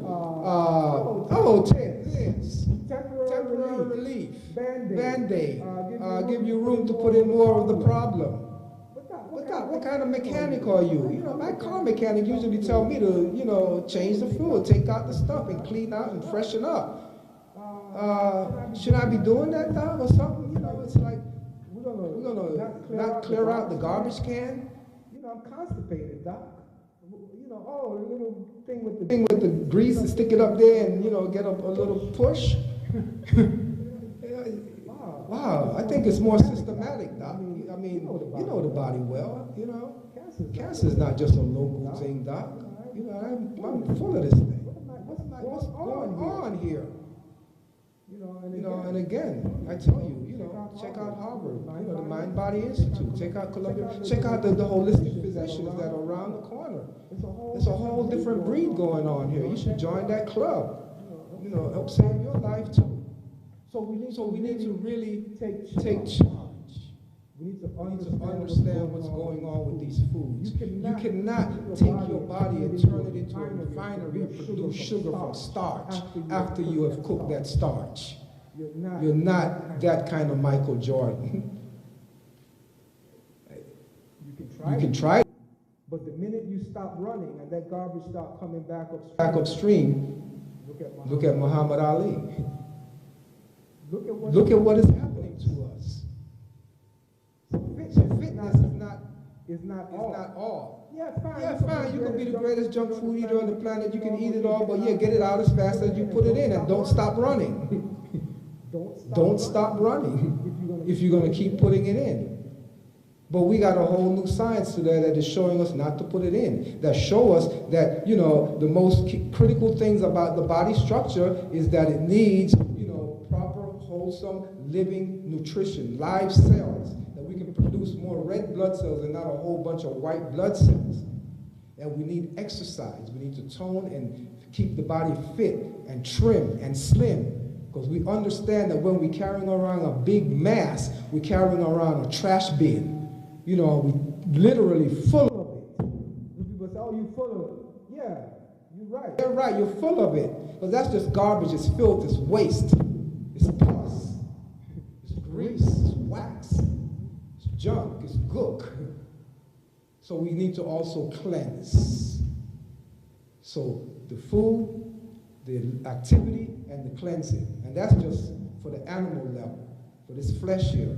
But then there's other things. There's mind science, the spiritual culture, and all of these things. So the I am, the spirit, need to acknowledge this God energy and take charge of the body and put this beast in check. Spank it. Don't eat that. Whatever they want to call you, Joe or Mary or, Mwalimu, whatever your name is, you're still an animal, and I am the boss. I am the boss, and I'm going to put this mind to watch over you. Okay? And this mind is going to really be very vigilant about you, because I'm putting the mind on a 7-day mental diet to get it ready to stop, to detox. So I'm going to have the mind think positive only for 7 days and not entertain any negative thoughts. I'm just going to reprogram it for now, because if you must think, at least for goodness sake, think positive. But ideally, I think I want to just clear the mind out. I want to dump the whole program. I want to clean it out. I want to meditate 24 hours a day. I want to live in the present. I don't want to think, because when I think, I'm only in the past or the future. I'm missing this precious moment right now. And I can't think of anything new. I can't create thinking. I can only think of the program that the church, the family, the school, the government, the politics, the sports, and everything else has put into me. So I want to know who I really am. I want to take control. I want to take charge, you know, of this vessel that I'm living in, of this temple that I'm living in. You know, and I understand it's actually becoming an endangered species. The human body has been, can safely now be put on the endangered species list. So rather than running off to South Africa to try to save the zebra, I think it's nice if I begin to just try to save the animal that I sleep in every night. Then maybe I can save the zebra when I have more energy and more time, you know, to do that. Or if I save myself, the zebra probably won't have to be extinct. You know? So we really need to take this animal and really put it to test, put it to the task. And when we birth these children, stop killing them from birth. They don't have a digestive system. It takes 2 years for those babies to develop it. So how are you going to poke some big table food down their gut and ask them to develop a digestive system prematurely? It's going to be developed faulty. And now they're walking adults with acidosis, indigestion, acid reflux, working with a faulty digestive system. They weren't breastfed for 2 years. Their mother didn't give them that blood transfusion for 2 years. So we really need to take charge. We really need to look out at what we're doing. So we look at the protein and we process them and bring them to a level where they can build the body and not rot and decay and produce uric acid to supplement our reproductive organs and make our females use their reproductive organs as an auxiliary organ of elimination with the menstrual cycle, dumping out all their vital fuels every 28 days, trying to empty the excess garbage. And we see what happens when they conceive and they no longer have that trapdoor working for them. And they get the morning sickness, the garbage floating up in the system every morning that we would normally eliminate through the trapdoor, the emergency valve, because the other organs have been so shut down because we've been clogging up the system. And then when they go to the menopause phase, and that trapdoor is really sealed forever, and they keep eating the same garbage. Where is it gonna go? There's no push button to get it out through the reproductive organ anymore. So here comes all these challenges. And our males with all the uric acid from all the protein, animal protein they've been eating. Animal protein that's creating serious challenges for them, that they even have wet dreams, you know, or involuntary emissions. Or they go to a little peephole and masturbate, trying to get the acid, the toxins out, trying to pump it out, or they may use you to help them squeeze it out. You know, and you know, with your yeast and their pus and all this other stuff, your uterus is rotted out. You know, and you got to cut it out and all that stuff. So we need to take charge. And the scumbag don't help. You know, to actually help your mate to jerk off in a scumbag and take his life and throw it away in a scumbag. Because it's safe sex today, we need to reorient all our behaviors, all our energy, all our lifestyle practices, and see the mess that we've gotten caught up into today, living on a collision course with Mother Nature, following laws and rules and regulations that are just designed to make capital. So we have a big job. As Dick Gregory always said, we got a big job. We have to take charge. So watch those proteins, those devitalized, rotten animal protein that breaks down in your system the same way they break down in your trash bin. Maggots and everything. Rot out your inside. Rot out your guts and all of that. You know, fish. You're still a vegetarian eating fish. How can a fish eater be a vegetarian? They're not going to steal that label. I am not a vegan. I am a vegetarian. I don't eat fish, and I don't take eggs and milk and dairy, and I'm not a vegan. I am a vegetarian. Dairy does not vegetate. Fish does not vegetate. And fish is the greatest source of body odor. It stinks. You see how it stinks sitting on your table overnight. Fish rots and spoils quick. The only way you can get fish from spoiling is to freeze it. And your gut is not a freezer. It's an oven.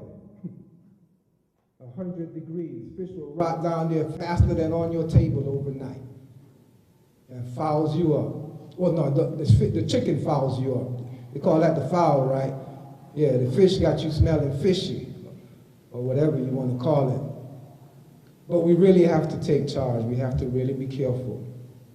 So once you know the quality, the values, the properties of these foods, the electromagnetic energies, the cleansers, the builders, the stuffers as opposed to the stackers, and then you look at the vegetable group of foods, the electromagnetic foods, the balancers, all your green leafy vegetables, your vegetable fruits, your non-starchy vegetables. Now we want to understand how the body works. What's the relationship of the body with these foods now? What should we eat? When, how, where, why? So as we come to this juncture, we're going to take a break. We're going to get something to, recharge the body. And then now we're going to see how that thing is working in our body when we come back. And we're going to look at, how our daily cycles, our weekly cycle, monthly cycle, seasonal cycle, what to eat in these different cycle terms, and what's going on with the body, when to detox. So again, we're speaking about the sunfire, feasting, fasting, and healing system. This is a system that we've designed, developed for you to feast, fast, and heal. Eat, drink, and be merry. That's what the ancient one said in Kemet. That your food be your medicine and your medicine be your food. Anything else, you're just a victim of capital greed. Okay, so we need to, so this is what we're talking about, those 4 groups. So when we come back, we're going to look at the 4 cycles of life, the daily, weekly, lunar, and the seasonal cycle. So we have these available for you. We have also for you a breakdown. As we're breaking it down here, we're going to have this recording available for you. So as you see this chart, you're going to get all the details that goes along with it. And then we have the Jamaican Eats. This is an article that was done in the premier Jamaican food magazine, and they feature the whole sunfire cuisine in this magazine, and it breaks down the whole eating cycle that we're going to be speaking about in terms of beginning at 4 a.m. to 8 to 12 noon, what the body's doing during that time, what should we consume from 12 noon to 8 p.m., what we should be doing, and we know what we do from 8 p.m. to 4 a.m. naturally before the pirates came and turned the light on. We went to sleep. We go on a fast during that sleeping mode. So this is available to you as well. We have the Sunfire Food International. This is 60 recipes, all living foods, or, well, we use the word sun-fired foods rather than living and raw foods and all of that kind of stuff. Because it's a positive thing. It's in the light. There's nothing raw about this. And sometimes you say living foods, you might go to somewhere and they put some clams on your plate, or some lobsters bouncing around, or some crabs and stuff like that are living, some rare burger and that kind of stuff. So we want to make sure that we're talking about sun-fired foods, foods that have been cooked by the sun, plant foods exclusively. So the recipes are all here for you. We have the set of 4 DVD. And of course, as you see here, we have the Paradise Pie on this book. This one we developed in Brazil at the World Vegetarian Congress in 2004. And on this one here, this as you see also on the flyer that you came in here with, this is the logo. The logo is my image with the Paradise Pie. This is our brand. The Paradise Pie is the star of our shows here. So this sister here who came to our retreat, and she tells you about her experience at the retreat. This is the Paradise Pie that she made, nice mango pie. So with these DVDs, you distinguish them by the pie on the cover. So the first one here is the Sunfire Cuisine. The Sunfire Cuisine, this we made in 2000 when I first went to Negril, to Jamaica. This was done at the Cays Resort in Negril. And this is a complete menu, you know, with juice, milk, salad, entree, nut meat, all of these types of pies and those things. So this one has the papaya strawberry pie on it, which is what we're going to share with you today, the papaya strawberry pie. Then we have 3 volumes here of DVD that are from my show that is now running in Jamaica on CTV cable. You can get that. You can get some clippings from the show on brokencurve.com. BROKENCURVE.com. Brokencurve.com. When you go to that site, pull up Broken Curve TV. And under that, you're going to see, you're going to go to channels. And the channel you're looking for is CTV. CTV. And on the CTV, the show you're looking for is Healthy Lifestyles. And that's the show that I currently do in Jamaica on cable there. And what we do with that show is that normally I have a guest. I'm really the host of the show. I have a guest that speaks about something within the whole natural, holistic lifestyle circle. So we have had Brother Yasser doing the comedic yoga. We had sister from DC, Dr. Amen doing the belly dance. We had Kepra doing the capoeira. We have Jackie from Jackie's on the Reef in the Grill that did some other cleansing. And we have a masseuse. We do the mud. We have a full view of someone doing the clay. We mud them up with the black mud from the Blue Mountain, and you lay out in the sun and it bakes. Then we brush it off and exfoliate the dead cells. So these are the guests that I've had on the show, and on each show I would do 2 recipes, and these were done in our garden. Our garden is Koyaba Gardens, so you can go to koyabagardens.com and you will see a view of paradise. We have 5 springs and a waterfall on the property. It's a botanical garden. We get tourists that come through the tour every day from the cruise ships. They come in for about 3 hours, and then the rest of the day it's our backyard. And there's a river running all right through the gardens. This is where we have retreats. We have a retreat coming up in a few days, July 16th to the 21st, and there are flyers there for the retreats. This is the Mojo retreat, so you come and get your mojo working down there, get sun-fired, and there's one coming up in November as well. But these here, as you see, they all have a pie on them. So we have the yin yang, and then we have this is appleberry pie here, and this one here, this is a peach pie here. So between all of them, these are 30 recipes. This one has 10 recipes on this. And then we have this booklet here. This is the Oxford Encyclopedia of Food and Drink in America.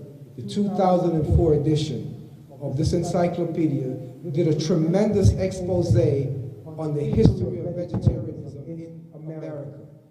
And if you know anything about the Oxford Encyclopedia of Food in America, the whole Oxford itself is the authority in terms of the literary authority on worldwide food. So this one is just on America. So they speak about the history of vegetarianism in America. And of course they go back, you know, they try to go back as far as they can. So they start off with Pythagoras. You know, they, I guess, omitted that he studied on the banks of the Nile. But so the American legacy of vegetarianism actually started on the banks of the Nile, where Pythagoras went and got his feet wet, and brought a lot of that information that's trickled down. So then they speak about the ancient period in America, getting into things, you know, about what they call the Magna Graecia and the Greeks and all of those situations going on. Early American vegetarianism, and in early American vegetarianism they talk about Ben Franklin and the Quakers, and then it goes on from there and speak of others mostly, you know, the big movement was in Philadelphia, and Graham, you know, the Graham crackers and all that kind of stuff. These people were part of that movement. Then the Cornflake Crusade, you know, Harvey Kellogg and that other movement there of bringing those things to people. Then the modern American movement, which, you know, basically was springboarded from Harvey Kellogg, and then Dr. Fletcher. We talk about Fletcherizing, you should chew each mouthful 50 times, and became popular for that, was a big fan of that kind of stuff. Then the veganism. Veganism started in 1944 in Leicester, England. And this is basically, you know, trying to carve out a whole different energy from the vegetarian world, of people who they want to give up their raw milk and raw goatless, rennetless cheese and all of that kind of stuff, and call themselves vegetarian. And so people who gave those things up will just call them a vegan. And then the impact of the Asian religions in America, of bringing, you know, Hinduism and Buddhism and these things here, and the vegetarian legacy that those things brought to us. Then the influence of the animal rights movement. Then they come up to date with the raw food movement here. And under the raw food movement, basically, they speak about Anne Wigmore as the person.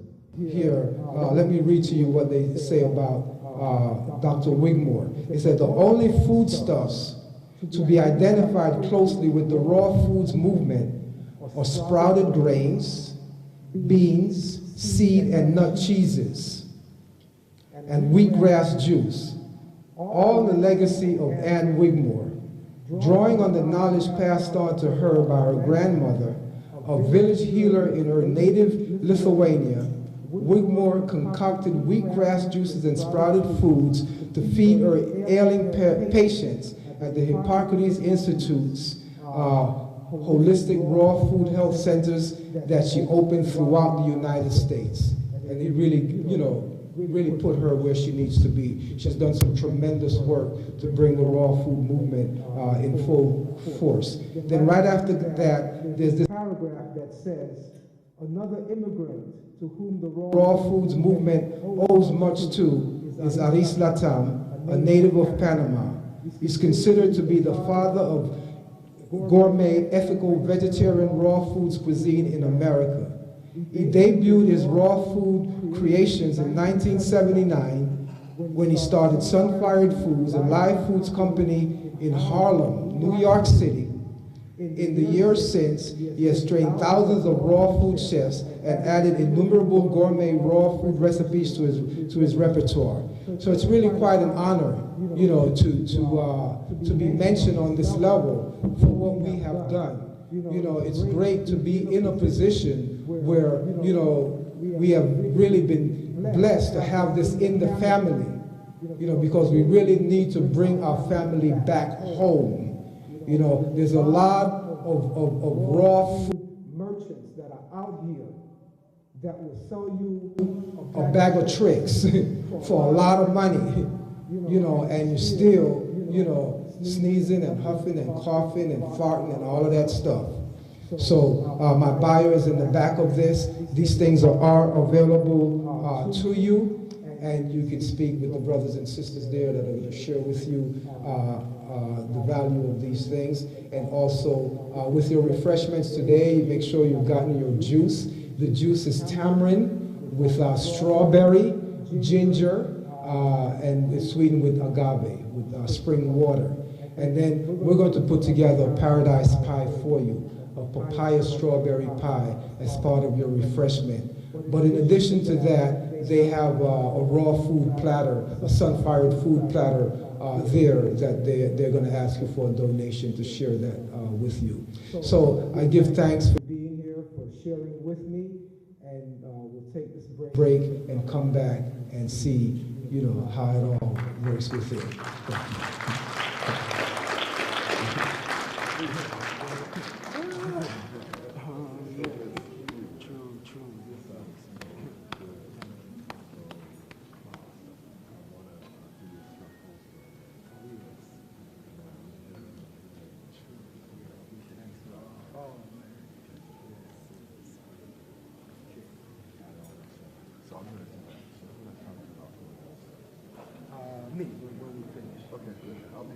All right.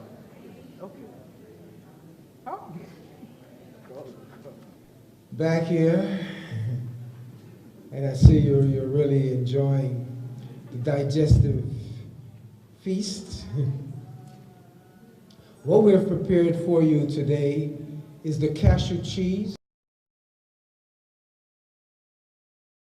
We soak for 12 hours, grind and mix it with lime juice. There's some pineapple puree in there.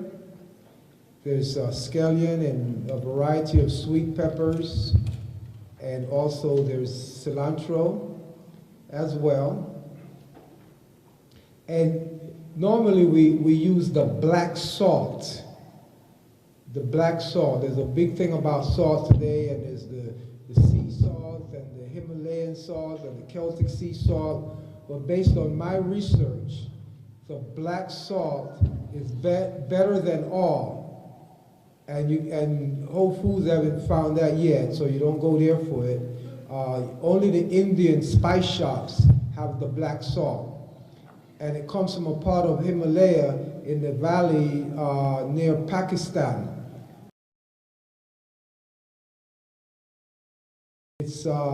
And it's active. It's the only active salt you're going to find today. It has a lot of sulfur in it. You open it up, you'll smell it. And it breaks down and leaves your body. So that's the salt we normally would use or recommend that you use.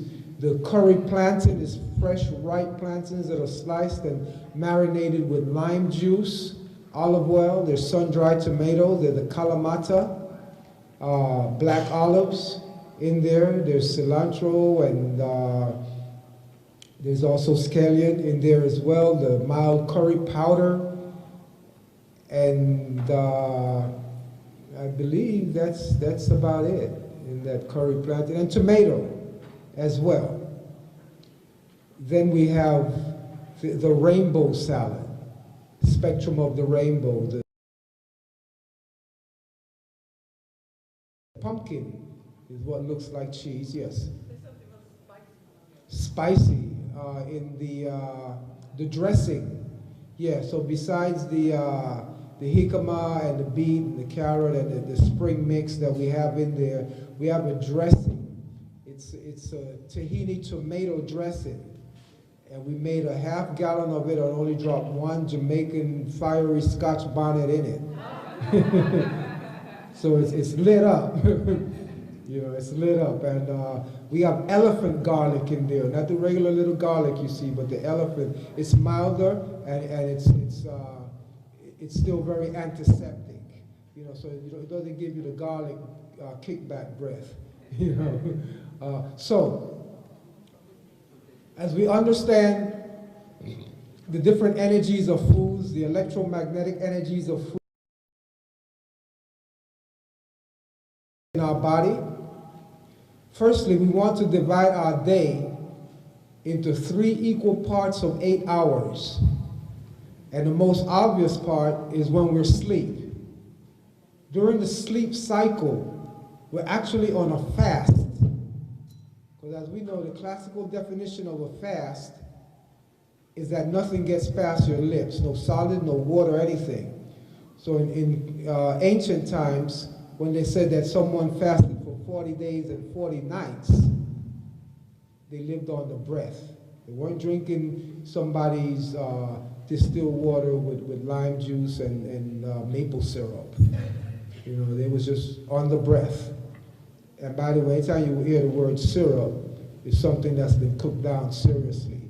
50 gallons of maple syrup boils down to make 1 gallon of maple syrup.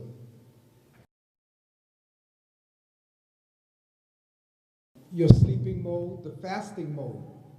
And you know, it's something that the English language, the British, didn't miss. Because they made sure that you understand that the first meal you're going to have when you wake up the next day is your breakfast meal. Because you are breaking a fast with that meal first thing in the morning. And if you've studied anything about fasting, it is totally unscientific to break a fast with the traditional breakfast. It's not a breakfast meal we should be eating. We should be having a breakfast time. And when you break a fast, you understand that when you sleep in your belly closes, your stomach closes, and the size of your stomach is your fist. When that empties out, it comes back to this size. So when you open it in the morning, and a lot of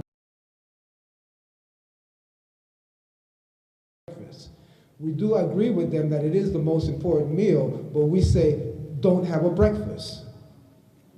Because when you open up that bag so wide, so early in the morning, and stuff it so full with pancakes and hash brown and bacon and granola and cornmeal porridge and all the things that we stuff in there, which are mostly starch, paste, glue, with protein, building foods, first thing in the morning. How are you going to build your body first thing in the morning? And you're just coming off of a fast. And when you're coming off of a fast, you got a lot of waste release floating around in the system. So you're going to build on a dirty, filthy foundation. You're going to push the garbage back down into the tissues with that big breakfast and make sure you seal it because your breakfast is full of starch. You're going to glue it down. Then you understand now that we have to open up that bag slowly. At first we need to clean it out. We need to wash it out. We need to hose it out. Again, as you take that external shower, please consider it. As a matter of fact, take an internal shower, forget the external, if you have a choice. Because what's manifested on the outside was made on the inside. So if you keep it clean on the inside, by the time it shows up on the outside, you don't need to scrub it and, wax it and scrape it and oil it and grease it and cover it up and seal it up with this and that and trying to camouflage, the bad skin that you made from the inside. So, but don't neglect that internal shower. So you need to flush out in the morning. So ideally in the mornings from 4 a.m. to 12 noon. Because the idea is chirping in your backyard here at 4 a.m. So you're still, on some kind of course that you can, have your connection with nature. So from 8 p.m. to 4 a.m., the fasting mode, this is when the body is breaking down the dead cells and building the new one, the reparation period. So there's a lot of waste, a lot of matter that needs to be released from the body after when you wake up. So ideally from 4 a.m. to 12 noon, that is the elimination cycle. When the body is trained, is focused on emptying out the trash bin, clearing out the waste, the filth. So you get up in the morning and you're running, you're jogging, you're jumping, hopping, skipping, sweating, and just pouring it out through your largest organ of elimination, the skin. But when you get up first thing in the morning, you drink that coconut water. Well, actually, if you're on this clock that we're sharing with you, our system, when you get up first thing in the morning, you are heading for the throne. You're going to have a bowel movement. And leave the book. You don't have to meditate. Because it's one drop. Boom. And you don't have to push. And when you get back, oh, what a load. And I didn't have to work to get that out. The body is working. The 3 bowel movements a day, oh, please. That's because you're having 3 big, fat, stuffy meals every day. And one is pushing the other one out. Okay, that's better than, 1 or 2 bowel movements a week, as some people, are so clogged up where they at. But every morning it has to drop out. And you'll find you don't have no more bowel movements the rest of the day. 1 drop. The whole load. 1 drop. And if it didn't drop then, by the time you drink that coconut water, it's going to drop. And if that doesn't make it happen, an hour after that, you're going to have your fruit juice in the mornings. Fruit juice, orange, apple, you name it. Within an hour, it might drop by then too. Doesn't drop by then. After you have your fruit, an hour after you have the juice, have a big bowl of fruit. Or 1 fruit, fruit salads or whatever. And with that fiber, it's definitely going to drop. No question about it. The whole load. And this is what we want to do. Clear out that trash bin every morning. You want to get into the digestive system. The thing is over 30 feet long. It's huge, very extensive, very complex. You have to hose it out, sweep it, mop it, scrub it, brush it out. But to come in there in the morning with paste, glue, cement, starch, protein, fat, grease, setting yourself up. You're setting yourself up. And to open up that bag so big and so wide so early in the day, you got to keep it stuffed for the rest of the day. That's why it's the more important meal, because if you open it like that, it triggers overeating for the rest of the day. And it's not going to close again until you go to sleep. So yeah, you get the itis. You know, or you take a siesta, go to sleep. You try to empty it out again. Sleep is critical. That's when the body repairs itself. You need those. And that fasting period is involuntary. We all have to sleep. We all have to go to fast every night. Mother Nature lay us down. And you know what would happen if that safety valve wasn't built into us. We'd be eating 24 hours a day. So we got that one tight. So don't tell anybody you've never fasted. You're a pro at fasting. You've been doing it since birth. So you have your fruits in the morning, or liquids, fibers. So if you have a sugar issue because you've corrupted your body, then do cucumber and tomatoes and lettuce and celery. These things are fine. They'll break down and sweep out. But stay away from the starch, the paste, the glue, the fat, the protein. Those are building foods, and you're not building in the morning. As a matter of fact, in the morning, you have more energy than any other time of the day. But you get up to that big bowl of porridge, and all the blood comes down here trying to digest that. Leaves the brain. No oxygen on the brain. You fill up the little baby's tummy, so fat, send them to school, and then the teacher, you know, put them in these other classes because they hyper, or they can't this, or they want to go to sleep or something like that, because they got all this sugar and all this starch and glue and everything. They trying to work that off. They're busy. They can't even think about the lesson. They down there breaking down some bad food. That's why your boss wants your brain first thing in the morning, before you lose that energy. Wants your energy first thing. So we have to harness that and not squander it, you know, using the bad foods in the morning. So then you move into your lunch cycle. So from 12 noon, well, from 4 a.m. to 12 noon, as the sun rises, we rise with the sun. The sun burns the clouds out of the sky, burns the mucus out of our body. All the runny nose, the sneezing, and all that stuff is just pouring out. Elimination all morning. From 12 noon to 8 p.m. is the intake mode. So you're going to put in the building material. We separate our proteins from our starches. So protein for lunch, starch for dinner. If you're eating starch, starch is a totally unnecessary group of food. And one, Mr. Atkins proved that. He got folks off of starch, and they start feeling a little better, but he loaded them up with a whole bunch of dead animal, and he paid the price himself too. You know, but you get rid of that starch, you see a big difference in your life. You do not need that group of food the same way you don't need the animal protein in your body to do what you got to do. But protein for lunch, starch for dinner if you're eating starch. Otherwise, protein for lunch and protein for dinner as well. Again, or better yet, one meal a day in the middle of the afternoon around 3 o'clock. Protein with your electromagnetic foods, your green leafy vegetables, your non-starchy vegetables, and your vegetable fruit.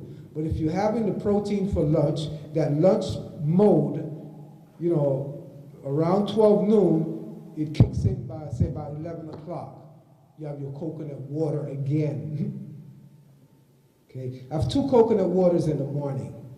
At lunch, 11 o'clock, have 1 coconut water. Wait an hour, then you're going to have your nut milk or your seed milk, your liquid protein, almond milk, pumpkin. And this is what you made, not something you go buy in somebody's box. You get an almond-flavored water in those boxes. So, or whatever, you know, they put in it. But protein for lunch, do the liquid protein, the nut milk, seed milk, Then wait an hour and you have your lunch. So by 1 o'clock or so, you have your nice nut meat or your cashew cheese for lunch with a big salad. 25% of the meal is protein, 75% is the electromagnetic, those vegetables, those greens, and those shredded. Carrots are light starch, so those can work with the vegetables. The beets are light. That jicama is pure water. There's no starch in jicama. These are root foods that are perfectly safe, you know, as very low or minimal starchy foods. Your green lettuces and all of those types of things, your tomatoes and cucumbers and sprouts and these things. These are the foods you want to have to complement the protein.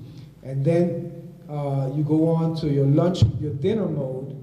So you're going to be finish eating by 6 o'clock or so. Because if you're going to bed at 8, you need to get food out of the system. You need 2 hours. So your last meal is about 6 if you're going to hit the bed at 8. So you start that cycle at 4 o'clock. Glass of Coke, 1 coconut water. Wait an hour, your vegetable juice now. Carrot, cucumber, celery, beets, some green leaf, a little garlic or something in it. Put an herb in there. You could put some basil in your green juice, your vegetable juice. You could even drop a green apple in there, one of those tart Granny Smith. Give it a little flavor, a little vibration. You can even put pineapple in your vegetable juice. Apples go fine. Papaya is perfectly safe to combine with vegetables, with all those digestive enzymes. So your vegetable juice for dinner, then you follow that with your dinner meal. So 75% vegetables, the electromagnetic foods, 25% starch or protein. So the starches, we use the grains. It's only been 10,000 years that human beings been eating grains. So we're not rice eaters by nature. We've been here for at least 1 million years. And for 10,000 years now, we're trying to figure out how to adapt to eating grains. Grains are seeds for cereal grass. They're supposed to grow into grass, and we're not grass eaters. We're not cows and goats and horses. We don't have our eyes on the side of our head.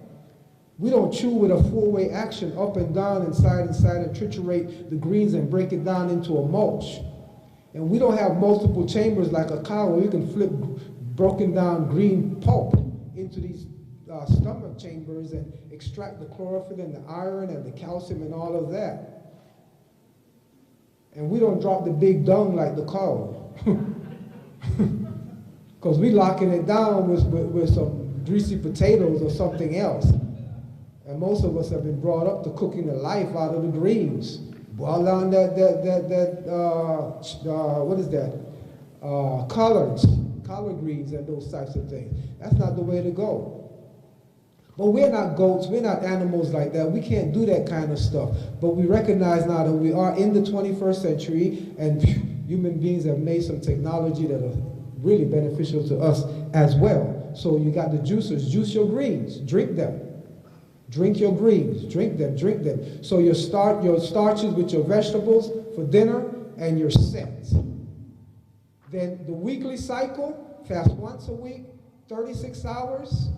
Traditionally, most people fast on the Sabbath and Saturday. That fast begins at sunset on Friday, 8 p.m. after your last meal. And don't break that fast at the end of the day, Saturday. You don't break a fast. You don't have breakfast at the end of a day. You break a fast in the morning, the next morning, Sunday morning. You break a fast at the end of the day, you're going to overeat the rest of the night and defeat the purpose of having fasted. But of course, if you're in a spiritual fast and this is what your spiritual scriptures treat you, you're going to get the spiritual benefit, but you're going to get sick. As Reverend Malcolm say, Christians get sick for the same reason non-Christians get sick. You eat the same thing and praying over it. It's not going to make it any holy and make you healthy. It's going to make you just as sick. So let's beware. Fast once a week. Fast twice a month on the full moon and new moon, or if you're living in a female body, fast on the first day of your cycle and the middle day of the cycle. Then you do the seasonal fast, the change of each seasons for 3 days. And this is the sun-fire feasting, fasting, and healing system, living in harmony with nature and really respecting our interrelationship with all of the other living creatures on the planet, not killing them and slaughtering them for food, because they'll kill us back. Cause the death of that chicken is gonna kill you. But unfortunately, your death is not as swift and fast and over with like theirs. Yours is sufferation, pain, and headache. And it's very expensive. Nursing homes, old age homes, hospitals, all this stuff. So we say, it's not the food in your life, but the life in your food that nourishes. So keep strong, walk tall, and eat right, eat great, and keep it sun-fired. Eat the sun. Don't cook the sun out of your food. Live in the sun. Go out in the sun. Get a little more sunshine in your life. And if you're living in places where you can't get enough sunshine, you really need to eat a whole lot more of it. So eat those papayas and lemons and all those sun-bright foods. Thank you so much. You know, lots of love, and we're looking forward to sharing a whole lot more with you.